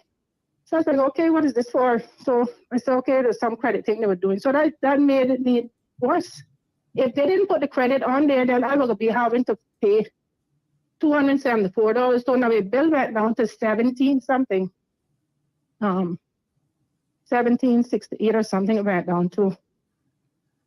So yeah, that's what I'm dealing with right now. But like I said, my bill was like in the $900, $1,000 bracket, and it's a little bit double. But if I look on the bill that I have now, I actually have it in my hand. The actual bill, the fuel charges of that alone is $1,286 and some cents. Then you have facility charge, license and disc fee charge, government fuel duty charge. It's, yeah, so every time you add up all of that, it's about almost 14, or it is 1,400 and change in fees. The energy alone, I mean, by itself is $647. So if you didn't have all these fees, or the fuel charge wasn't so high, kind of like the light bills wouldn't be so extremely high. Again, no one absolutely could come in my yard right now. No one is home when I get ready to go to work. No, how? No. It'll only be my mother in the apartment in the front. That's it. Yep. Myself personally, in the morning, I turn off my air condition and I leave my ceiling fan on. When I'm in my room cool, I turn it off. So I be trying to do different little things and it's still not working. Yeah. Can we, can I just ask permission? CUC has reached out and they'd like your contact number so they can try to expedite your audit for you. Is it okay with you if I go ahead and give them your number? Sure. Okay. Sure, All right, because I want it. Yeah, leave us there. Let's see how quickly they can get in contact with you and then give us an update after you've had the audit done. Yeah. No problem, I will. Yeah, because I think sorry to hear about your situation, Levon. How these audits, but yeah, I mean, you got to stop the guy from stealing electricity because you just still don't know how much he's stealing at the end of the day. But thank you so much for that. We appreciate it. Hopefully that audit will and other persons. Hopefully that audit other person should what's going on. Yeah, I was saying other person should probably look into that too. Just look around their home and their surrounding and make sure that you know they don't have homes that are close by, like how the apartments are close to mine. So that you know you never know. Yeah. And no one knows anyone's situation. People see people and don't know what they're going through. Absolutely. All right. Thank you, my dear, and have a good day. You too there. All right, honey. Thanks, Ivana. Take care. Have a good day. So that's a really good point. I mean, I myself, although I've never really caught anybody doing that because we do have cameras and stuff that would alert us if somebody was in the yard, but just out of an abundance of caution, you know, I plates and cover those plugs. But you have to know, folks, because I think there's a lot more of that happening than a lot of us realize, especially in tenancy yards where people are very close together. So Aliano says, I've asked before, Mr. Premier, if you can look into these foldable homes from Boxable or something. Boxable. I haven't seen that. But, hurricane zone doesn't sound like it might be all that safe, Aliano, but Damien says, good morning to all. How about affordable 7 to 10 story apartments, lease to own or bank loan? You know, Premier Panton, I know that the political arm has no control over the civil service, but I have been begging the National Housing Trust for quite some time now to come on the program and explain the different programs that they have available to people. Because I know they've got the affordable housing, they've got the, what is it called? Gam Yang, whatever. The one where Gigi Ham? Yeah, there you go. Sorry. Government guaranteed housing assistance. Yes, I know there was a ham in there somewhere. Thinking about food. But you know, it would be great if they could come in the program and really explain these options to people, because there are some options available, but if people don't know anything about it, they can't avail themselves of that. Wanda says the stamp duty of 7.5% could certainly be lowered to help with affordability for mortgages as well. To that point, Wanda, the other person we need on the show is the Minister of Finance, who can talk about the stamp duty waivers that are in place for Caymanian home buyers and how that was going to be extended to, you know, more than one property or more than one home, so that we could find out exactly where that is. Scott agrees Caymanians should not have to pay stamp duty. Well, I mean, government makes money off of that and government needs money to run. So I wouldn't say that we can't expect to not pay anything, because remember, now we don't pay property tax or anything else. So money's going to come from somewhere. Yeah, I mean, the approach that we've been taking really is to assist young Caymanians in particular who are new homeowners But also we have taken a very accommodating approach to even Caymanians that are buying second and sometimes third properties. So we will consider, partial abatements at the very least in relation to those types of things. The 7%, 7.5% stamp duty, that's sort of the average sort of figure. That has no relevance to mortgages. That's a one-time property acquisition. That doesn't impact your, unless you had to borrow the money to pay the stamp duty, it doesn't have any relevance to your mortgage specifically. But we have been trying to find ways to accommodate people and assist Caymanians, particularly those young people who are trying to find, a home, and are having difficulty because of the lack of supply and the high prices. So You Little Brat says, rent, what's being done to address the horrendous prices for some horrible accommodations? Is the government given any consideration to some sort of a rent board? I mean, we had a gentleman a couple of days ago message us about having flying cockroaches in his residence that he's having to pay what he considers top dollar.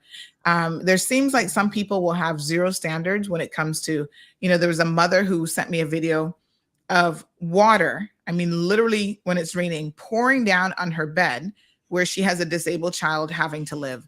What are we going to do about these rogue landlords who don't follow any degree of just human decency in how they're keeping their places and what they're renting people these places for? They jack up the prices and you have an open sky above your bedroom.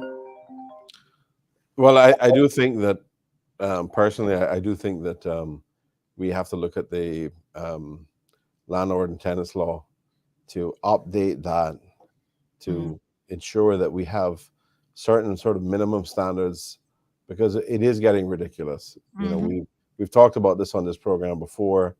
Unfortunately, we just haven't had the time to get to that. But in the context of the housing task force, that is an area that we're looking at as well, because it's not just home ownership. It's also about access to reasonably good standards of rental properties at reasonable costs. There will always be a segment of the market of our own people who just are not in a position to transition to home ownership, at least not yet. And we have to make sure that there is the rental element of the market, which is available to provide, suitable shelter for them as well. We have that issue with those guest workers we have in the country as well. Businesses are finding it hard and the employees are finding it hard to access access rental properties. So yes, this is a challenge, and I know Carol's comments in relation to Jersey. It's if you I get the Miami Herald online, and I scan it to identify what issues they have going on in Florida, and in particular South Florida, to see the extent to which they may have approaches to things that may assist us and guide us in how we approach things that to help our people. They have the same problems. They have these same types of issues. You mentioned Toronto earlier. Most large cities are having similar kinds of problems. We know what it's like in the West Coast of the U.S. We have Caymanian students that are going to school there, and it is you're having nosebleeds trying to find accommodation there. Wow. So these are not new to Cayman, but it is a challenge that we have to try to find solutions for, and that is what we're doing. And I'm hoping that with the sort of bespoke things that we're doing, we will be able to help. And then the more coordinated approach that we're taking that will be coming out of the housing task force, I think that's going to make a difference as well. I don't think we're going to be able to resolve all the problems for everybody, but if we can get as much assistance out there to people as possible, then that's going to help quite a few people. All right, so we do have a caller in the line. Caller, give me one quick second before you come on. We are looking for someone Her name is Ensenales Tamayo. So this person has sent a message, says, good morning, Sandy. Pray all is well. I went away and came back, haven't unpacked everything as yet, which is not unusual for me. Saw my daughter with a water bottle that I knew I didn't buy. That I said to her, she said I did, ask her where she got it from, and she showed me my supposed to be black bag. When I looked in there, I realized it's not my bag. The porter, who also helped me put things with my bags, I have the bag here, and I don't know this name or the person. I'm wondering if you can help me locate the person. It's been over a week. Over a week? Oh my God. Okay. If your name is Ensenales Tamayo and you are missing a black bag for over a week, having traveled from, let's see. And this is the tag KX 234810. That doesn't sound, that's not a Miami flight. That sounds like that could be maybe Cuba or Honduras. I'm not sure exactly which one of those. But if you might have traveled to the Cayman Islands, please reach out to us. Again, the name is Ensenales. That's ENCINALES.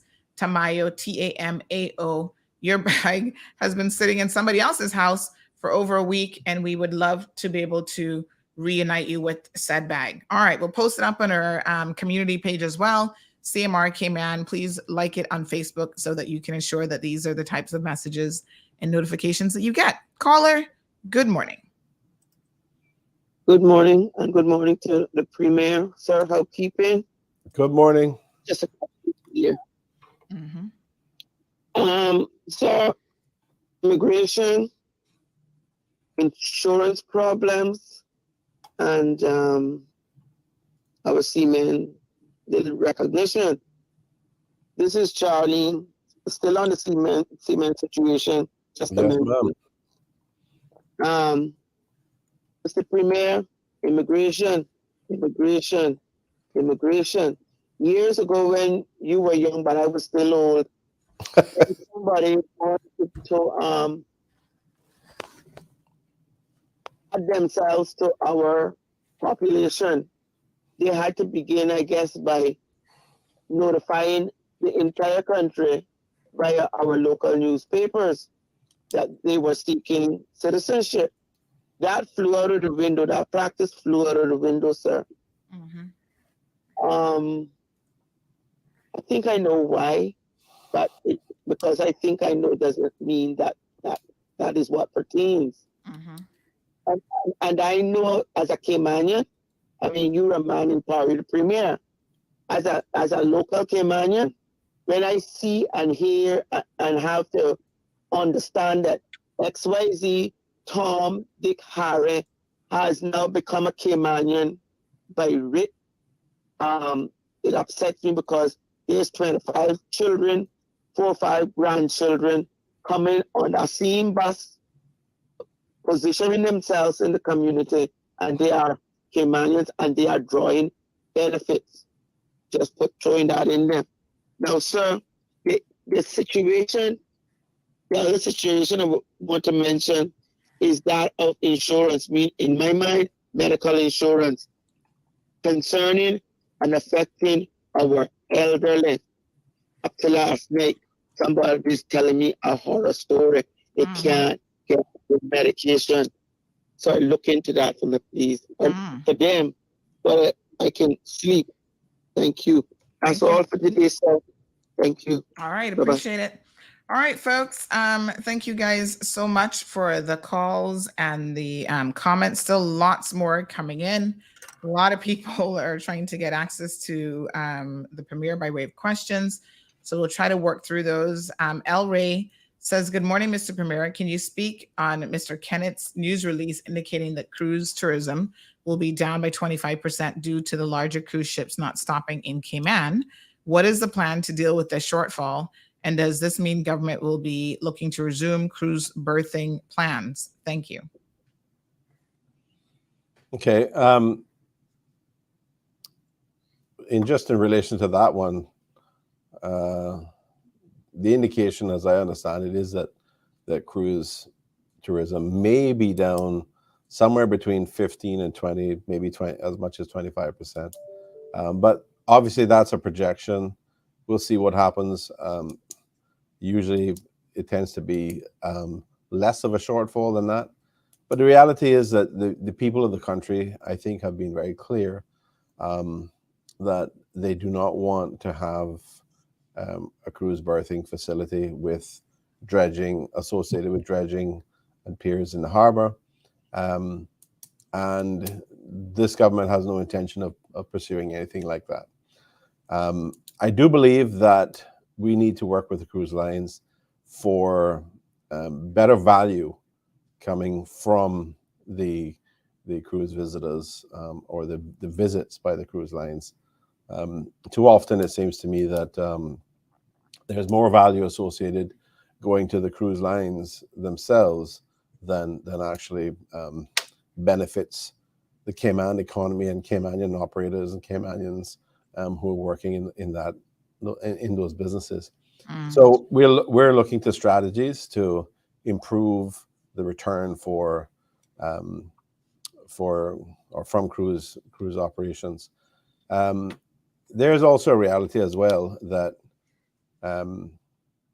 the pursuing high volumes of cruise visitors at the same time that you're trying to improve significantly the amount of stay-over tourism, those are essentially conflicting strategies and very difficult to manage, particularly in light of the fact that it's all happening on the western end of the island. And, we already have a lot of problems around, like the issues around our own public beach, where Caymanians, for whom the public beach was created, are not able to go there with their families and enjoy it. Because it's being occupied by cruise visitors and by many different types of businesses that are trying to cater to those. So we made a mistake a long time ago in allowing that activity to go on. Yes, I understand that there are Caymanians that are trying to make a living there, but at the end of the day, a public beach is supposed to be for the people of the country to enjoy, not a free-for-all situation where there is no regulation, no control, and it's Caymanians can't just go there and enjoy it at all with their families. So managing the cruise approach is important to us. We know that there are many Caymanians that do rely on the cruise business. But what's really important is to improve the strategies for us to get better value from the cruise visitors that we have. Not for us to try to pursue, $2 million visitors or 2.5 million visitors a year, which would have been a part of the original strategy with the cruise piers. We already have problems with traffic. We already have people feeling like they can't move around town and the island is completely crowded. We know we have a population of probably somewhere in the region of close to 80,000 now. So it's understandable that people are going to feel a lot of pressures. It's understandable that people are going to feel that the quality of life is suffering, and it's understandable that the conflicts with our important stay-over tourism industry are going to grow and are growing, and we get 10 to 20 times the return from that strategy than we do from cruise. So while we love to have our cruise visitors here, I think for us our challenge is to make sure that it's manageable and it is one in which we get a fair return on. Very interesting. So are you saying then that this government is prepared to clean up 7 Mile Beach from all of the beach vendors that are there and seem to have no regard for the environment or the people trying to use the beach? I'm saying it's a challenge that can't be ignored. When I was a minister back in 13 to 17, I had responsibility for commerce, and early on in that term, I did visit the public beach. I did talk to some of the people who were operating there at the time, And when I asked why they were there and who gave them authority to do that, they basically said, gave me the name of one person, and they said, we were told by this person that we could do it. That's not the way to run a country. That's not the way to have a proper process and fairness in the way we deal with business and regulation in the country. And let's put it this way: there was not a lot of support. I wasn't given a lot of support in trying to address it at that time, because it, obviously for some people it's a politically sensitive issue. But a lot of things may be politically sensitive, but the reality is if you don't deal with it, it gets worse. It gets compounded, and then when you really have to deal with it, then it's an even bigger problem to deal with. So yes, I think we do need to really carefully look at this situation and find a workable solution. And for me, I feel strongly that we have to make sure that public assets are available to the public. So I just can't. I personally don't accept that you can have chairs strewn all along public beach with umbrellas going all the way down into the water. The public can't even walk on the high water line, much less anywhere else on the beach there, with all of this going on, and then constantly being barraged with loud music, with people trying to sell alcohol and other products to you. This is supposed to be for families. It's supposed to be for the public to enjoy. It's not supposed to be a flea market down on the beach. Unfortunately, it is. We're suffering from some of these problems that we haven't attempted to address properly in the past. Okay, one quick question, follow up in terms of that. Can we have more police patrols on the beach? Because when you talked about it being a flea market and people selling stuff, one of the concerns that we've received a lot from families is the selling of ganja right in front of children, really very close to either the bathroom facility or the little park that's there. So can we have more of a police presence on the beach? I'll certainly talk to the commissioner in relation to that. I mean, that is an issue as well. You can't have families down there trying to enjoy the beach and have people coming up offering to sell them or their young people marijuana. It's just and it's not an environment. I mean, we don't allow smoking in public places for good reasons, and I just can't see how anybody can feel that trying to enjoy the public beach with cigarette smoke mixed with marijuana smoke is anything like, plus the playing of loud music and etc., is anything like the kind of serenity and enjoyment they want to have of a beautiful public asset like that. So lots of questions regarding the glass recycling that has now been paused or suspended indefinitely. So that story came out. What do we know about this situation? So I knew very little about it until I started to see the press statements and the comments being raised because of the disclosure that they were no longer accepting this. I feel it's a retrograde step, and I'm going to be having discussions with the Department of Environmental Health to see what we can do. I just do not accept that we should just be chucking the glass into the regular trash. Be quiet. I think we need to continue that separation, and we'll try to find a solution. I understand that the machine that has been utilized by the DART organization for doing the crushing has reached its sort of life limit. I also understand, to my surprise, that it's quite expensive. So we'll have to have a look at how we resolve that. But I do believe that we're going to try to find a way to continue separating it and continue to have people practice, allocating their glass separately, and we'll find a solution for it. Any reason why we didn't know that it was coming to its life cycle? Like, to me, this seems like this should have been something that a year out would have been known. I agree. I just don't know what the answer to that is. I haven't had the opportunity to have an extended sit down discussion. I've just been trying to get a quick briefing on it over the last day and a half, and trying to find the right people to get the right information from. Right. But it is something that, I think is important, and I do want to move forward in a positive direction. I just don't want to feel like we're going backwards on this. Absolutely. All right. We do have a caller on the line. Caller, good morning and welcome to the program. Morning, Mr. Premier. How are you this morning? I am well, dear. Thank you. I hope you are as well. I am great. Thank you. Thank you for asking. I'm just calling in the lady that was losing her light. I have set up a program for her in a group, actually, and I got at least $400 already donated to her light, so which is good.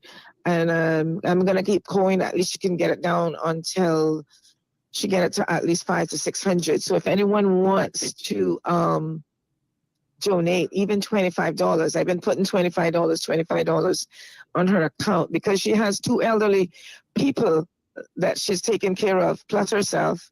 And she have kids, of course, but they're older. Yeah, I just wanted to shout that out there also. Because Christmas is coming, and people always giving out at Christmas, and they always have these nonprofit organizations, so they can always contact me for the information. I give them the information direct, and they put it on their account. I don't accept cash from anyone. It just goes direct to their account. Okay. And so, yeah, I just wanted to say that. How can they contact you?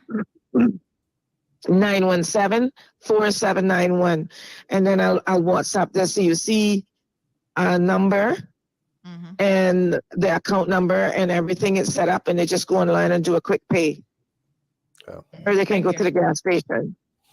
Thank you for your efforts in that respect, Sherry. And obviously that's very community minded of you, we wish others would take a similar interest at times to help provide solutions for people. But I think I think also the important thing for us is this is a one-time scenario. The more important thing is for her to find out exactly why she's having high consumption and get that addressed, because that will be more important going forward. Okay. Thank you so much for that. Thank you. All right. Thank you. Have a good day. You too, sir. So someone says, we asked about the recycling in their part. They said that, this is becoming a wine session and a waste of time, to be honest. People are just going on and on and on. So we're trying to give everyone an opportunity to obviously express themselves. And I know sometimes it's hard to do that in a succinct manner. So someone else says, is there going to be a is there going to be a population cap of sorts? We're small though, so it might be unrealistic thought, but wouldn't you say we're overpopulated thus far? So Premier Panton, are we overpopulated? Well, I'm just, the population numbers that we have obviously present a change from where we've come from. We've had significant growth over the years, and it has presented challenges as we move along. We have a certain finite land mass, and the reality is that unless we consider radically different approaches to things, there is going to be a natural sort of limit to what we can accommodate in terms of a population, without significantly worsening our quality of life. So that is a challenge we have. I mean, we've grown a country, we've grown an economy in many ways successfully, but we have challenges that come along with that, and we've got to find solutions to those challenges. Not just in the case of the ordinary challenges of trying to figure out how you manage that for that number of people, But we've had the added impetus now of the issue of climate change that is that represents, at the end of the day, for us in particular, like many other small island developing states, an existential risk. And that means, we've got to face up to that challenge. We've got to demand change. We've got to add our voices to those around the region and around the world who are facing similar challenges, to demand change around the world, because it is only through global change that we're going to have success on this issue. And I'm certainly supportive of all of the voices in the region and globally that seek to address these issues.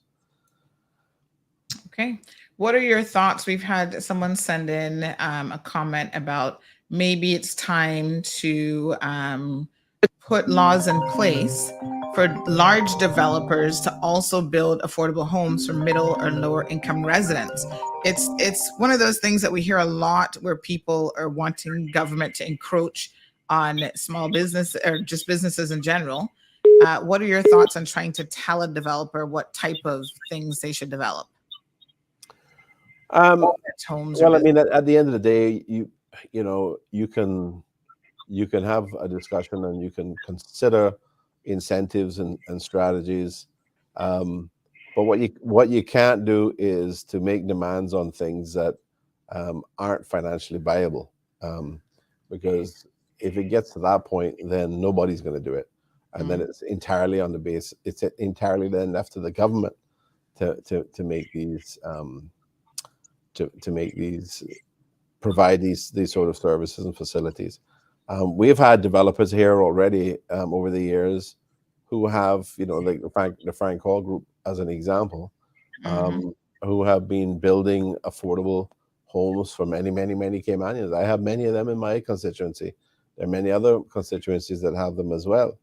And we have I think we have some new people, new developers who are looking to do similar things, and I think that government will support them as far as we can, but it is obviously going to be difficult to go to an extreme of saying, for example, if you're going to build a set of condos on 7 Mile Beach, that you have to have some of them built as affordable homes. That is sort of an extreme, but in terms of other types of developments in other locations, is it possible to require a mix? I think that's entirely within the realm of possibilities. It's something that we should be looking at. We're not going to exclude that. I think many other countries have similar approaches. Yes. Okay. We do have a caller in the line. Good morning, caller. Welcome to the program. Good morning, Sandy. Good morning, Mr. Premier. This is Castro. Good morning, sir. Good morning. Question for you, sir. Regarding the recycling of the glass, what is government doing with the recycled glass? Well, government has, as far as I'm aware, government hasn't been dealing with that. That has been obviously done by the private sector. That is the DART organization. I believe that they have been offering the crushed glass to various different entities and organizations to add in, for example, as sort of the equivalent of aggregate, or for also possibly for road surfaces. I don't know the extent to which that has been taken up. I do believe that they have accumulated a lot of crushed glass as well. I think that is an issue that needs to have a review. I think there's some questions around whether that can be utilized as fill, as an approved use for fill in certain areas that may need it. And I do think we need to have a look at that carefully. As I said, this is an issue that's really just surfaced itself. I wasn't aware that that there was a life limit coming up on their machine, and that the operations would cease. But I do feel that it's a retrograde step if we just go back to throwing glass bottles in the trash. And I don't want to see that. I want to see a different approach being taken, which moves us forward, at least maintains where we're at. Exactly. Reason why I'm asking you that, because I wasn't sure if government was doing it or who was doing it, because I don't know how familiar, well, I know you've been to different countries, but I know in Canada they use it, because you mentioned it already, but they use it into the aggregate for their road. And they have some of the best roads that I've ever been on anywhere in the world, and you don't see them getting torn up and taken up every couple of years like you do in New York and other places. So, and then also maybe another angle, when you walk in a Cayman Day, you see where you see little specks of glass in their pavement. Like if they can even probably try to see if the flowers people will be interested in taking some of that off of their hands. But why I call more about it was to use like island paving, see if they can take that along with the old aggregate that they got and use that along with it and add in the new stuff. And that way then it would be less expensive for the people of the Cayman Islands to have better roads or to continue to have good roads. I mean, I don't know what your thoughts are on that. No, I agree. I mean, I don't see why some of that can't be utilized in that way. Obviously, there may be technical problems. I don't know. But I would think there are possibilities. And, I think we've had a lot of good discussion this morning on a number of issues. And, I think what I'd like to do, Sandra, is I know I've spent quite a bit of time, extra time this morning. What I'd like to do is to be able to get on with having a chat with the ministry and the NRA in relation to the road, the East-West extension, where they're at with the EIA, to get an update on that, and to have and follow up about this issue with the glass. Yes. Because as I said, I don't want us to be going backwards and just throwing that into the trash. We've got to find a solution. Well, Mr. Premier, I don't want to take up any more of your time, but thank you for taking my call. And I'm looking forward to hearing the answers you get back from talking to the individuals, the parties at stake. Okay. All righty. But thank you very much for your call. I appreciate it. Have a good day. No problem. And folks, on November the 17th, so 1 week from today, the NRA will actually be here. So please mark your calendar for that. But here's the information. I'm getting real-time responses that they're actually already past that stage. The contract has been awarded and the study is underway. So this is in relation to the NRA. So folks, the process is moving forward. Someone else said in relation to the NRA situation that the NRA is able to build the road to Woodland Drive. No EIA is needed for that part. What the public needs to know is that the NRA can and should be building the road to Woodland Drive now. Are they? I'll ask them because they're here next week. So again, folks, this is why it's important to have these various government agencies and departments on the program. As usual, the Premier is always so gracious with his time. We are heavily into overtime with him, but it's gone by so quickly and you've had so many questions and comments. So Premier, we're going to try to start to wrap up just a little bit here.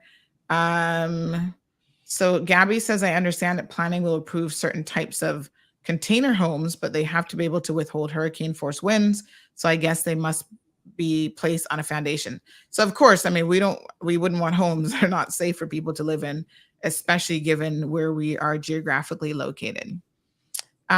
Nautical One says foreign ownership of multiple properties for investment should not be allowed or incur higher stamp duty and possibly an annual property tax. So some people believe that this foreign ownership for people who don't live here and are just using it for investment purposes drives up the price of properties. Do we have any evidence to actually say that that is the case? I would say that is very likely to be the case. We do have other territories, and in fact, other sister overseas territories that have different rules than we do. We've got very lenient rules when it comes to, or no restrictions really on foreign ownership of property. We do know that we have had a lot of interest in investors buying property, even property sight unseen. I mean, someone was mentioning it to me the other day, that they were traveling to another island to have a look at property that they bought, but they had never seen. And it does, you know, the more turnover in the market, the higher the demand. And this is when the demand is global. Yes, you are going to have, you know, a limited supply and a global demand. And Cayman is you know, we have a country, we have a beautiful country that is attractive to many people. One of the things we have to do as Caymanians is to recognize how attractive it is ourselves and to get more out of it for ourselves. But it's obviously very attractive to a lot of people, and there are no restrictions or limited restrictions, and they come in and they purchase. So one of the things we do need to consider is whether we need any sort of tweaks in any areas, particularly in certain types of property. I mean, one of the things I had discussed during the campaign was, you know, putting a limit on the types of property that people can just come in and purchase. And if they want to come and purchase, you know, a lot to develop, then they should have to develop it within a couple of years, or they, you know, they put it back in the market and sell it on, and so that it allows a supply to come on the market for Caymanians who may be interested in buying it. But anyway, these are all things that you know, we're not gonna fix it all in one day, but these are all things that we are considering. We have under review, and it is a part of the discussions around the housing task force. And as I said, that ranges from rental properties to the home ownership, affordable homes, land in subdivisions at affordable prices for Caymanians. We're going to be rolling that out. Sandra, before I go, I want to congratulate my colleague, Minister Bryan, for the successful launch of the Los Angeles route to Los Angeles International Airport, the LAX to Cayman or Cayman to LAX route. I think that seems to have gone down really, really well. Apparently, there's quite a bit of interest there. So really happy that they've done a great job in relation to that. And I also want to recognize that we've had 3, actually now 4 young Caymanians that participated in the Conference of the Parties, COP27 conference in Sharm el-Sheikh in Egypt, obviously dealing with climate change, and you know, the rising need for governments around the world, including our own, to address the amount of greenhouse gases that we generate. And as I said before in our discussions, it's not just a question of emissions for us. It's a question of great economic value if we can use more renewable energy and less fossil fuel energy, or to generate energy. So all those things, I think, really great. I want to recognize those young people because this is their future. And it's our obligation to make sure that we leave a legacy behind which serves their interests best. As I've always said, I don't believe that this generation and people today have the right to prosper at the expense or cost of the prosperity of the children of tomorrow in Cayman. We've got to be responsible. We've got to plan, and we spend a lot of time on these shows talking about all the issues, recognizing them, and we've got to have long-term sustainable solutions to address them. And that's what we're trying to do. It's not something that happens immediately, but as long as we're progressing that and making important steps, then you know we're going in the right direction. Thank you very much, as always. Premier. And before you go, one more question: how are you progressing with the code of conduct for MPs? How is that coming along? Well, I have it. I have it ready. I am going to get my colleagues to sign it up. I'm going to make it available to the opposition members of parliament. They can decide whether they want to sign up to it. I would ideally like all of us to sign up to it, to be able to demonstrate to the people of this country that we're willing to hold ourselves to certain standards. I mean, God knows, if you look around the world, politicians haven't been doing a really good job of setting an example. And even in our own mother country, in the UK, there's been a lot of issues around that for sure. The US as well. But I personally feel that we ought to be able to sign up to this and tell the people of this country who vote for us, who pay our salaries, to say, this is what you can expect from us. This is a standard of behavior. This is a standard of performance. And this is what we're going to hold each other accountable to. So I'm going to be pushing that forward. I've tried since March of this year, actually a bit earlier than that. I've had currently the acting speaker, Catherine Ebanks Wilkes. She was assisting with it initially, and we've been trying to push this forward. We've circulated it for comment. We've had only comments within government. I've had no response from anybody in the opposition on it. I've heard lately that they've said they hadn't received it. I don't know how that's possible. If you can receive copies of bills on the same email address, how you suddenly haven't received the draft code of conduct, I have no idea. But anyway, we're going to bring it to a head, and we're going to push this forward. And I'm hoping that by the time we get to Parliament in early December, we will have some resolution, or we'll know who's holding out. All right. One final thing, folks. Let's put a little happy birthday greeting together. The Premier, little birdie, told me has a birthday coming up. So Premier Panton, we want to wish you a happy birthday. We understand that it's actually this weekend on Saturday. Yes, that would be right. Okay. All right. So you see, my sources are always on point. Yeah. So again, thank you so much for coming on the program, folks. Premier Access every other Thursday. We're going to get that promo updated and changed. We appreciate it. Just one final comment from our listeners to the program. Someone said that it is worth pointing out that the DART organization has been doing the crushed glass for 10 years, which is a private contribution by them. That means that it's been funded by DART, operated by DART, collected by DART, washed the bottles, crushed them for use, etc. So kudos to 10 years of doing that to the DART organization. Absolutely.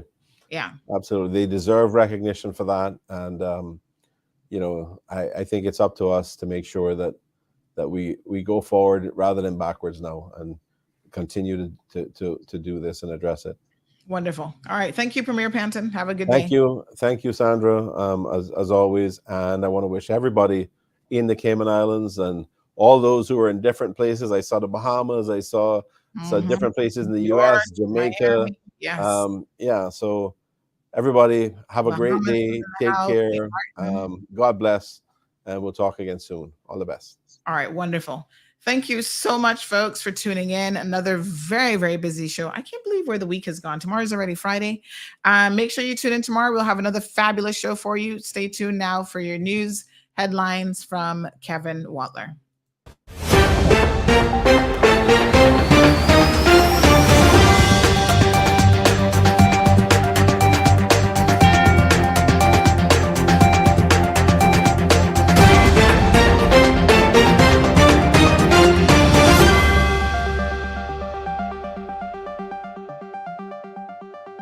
Hello, I'm Kevin Watler, and this is your CMR Daily Buzz.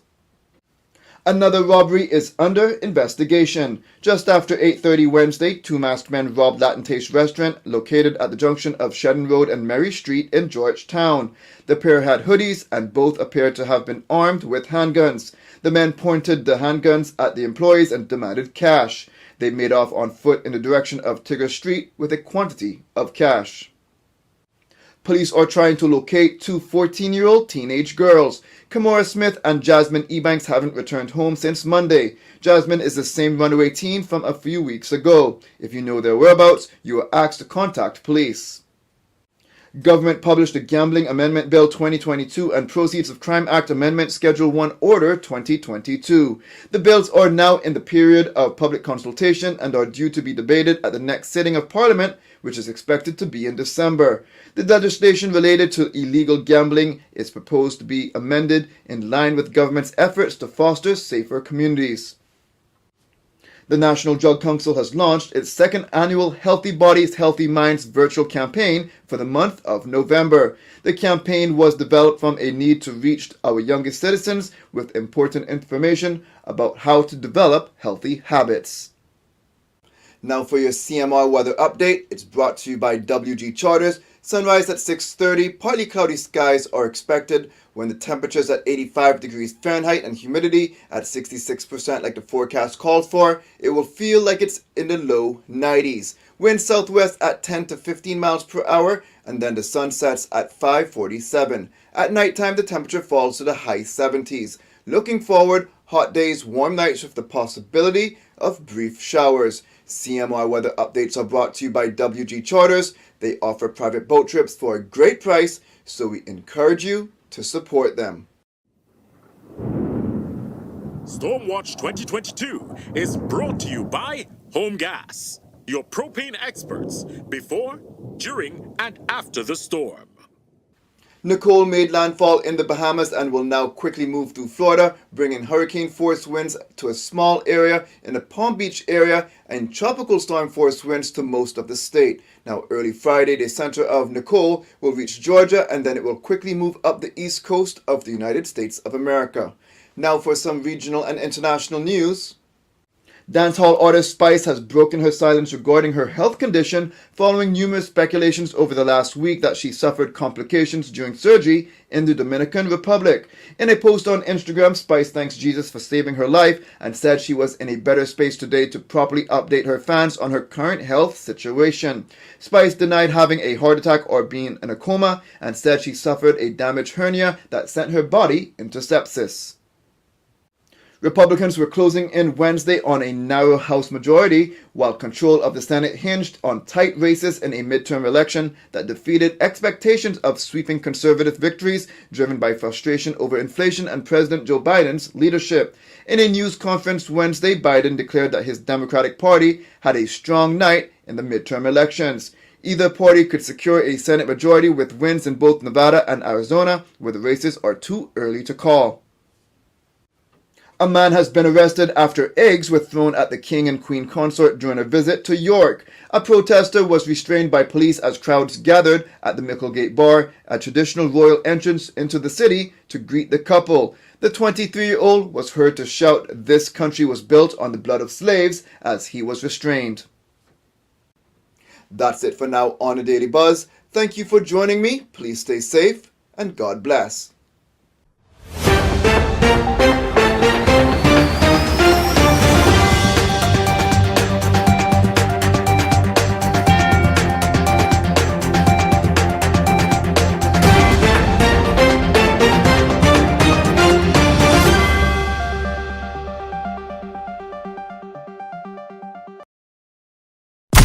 Thank you for tuning in to another episode of The Cold Hard Truth on Bobo 89.1 FM.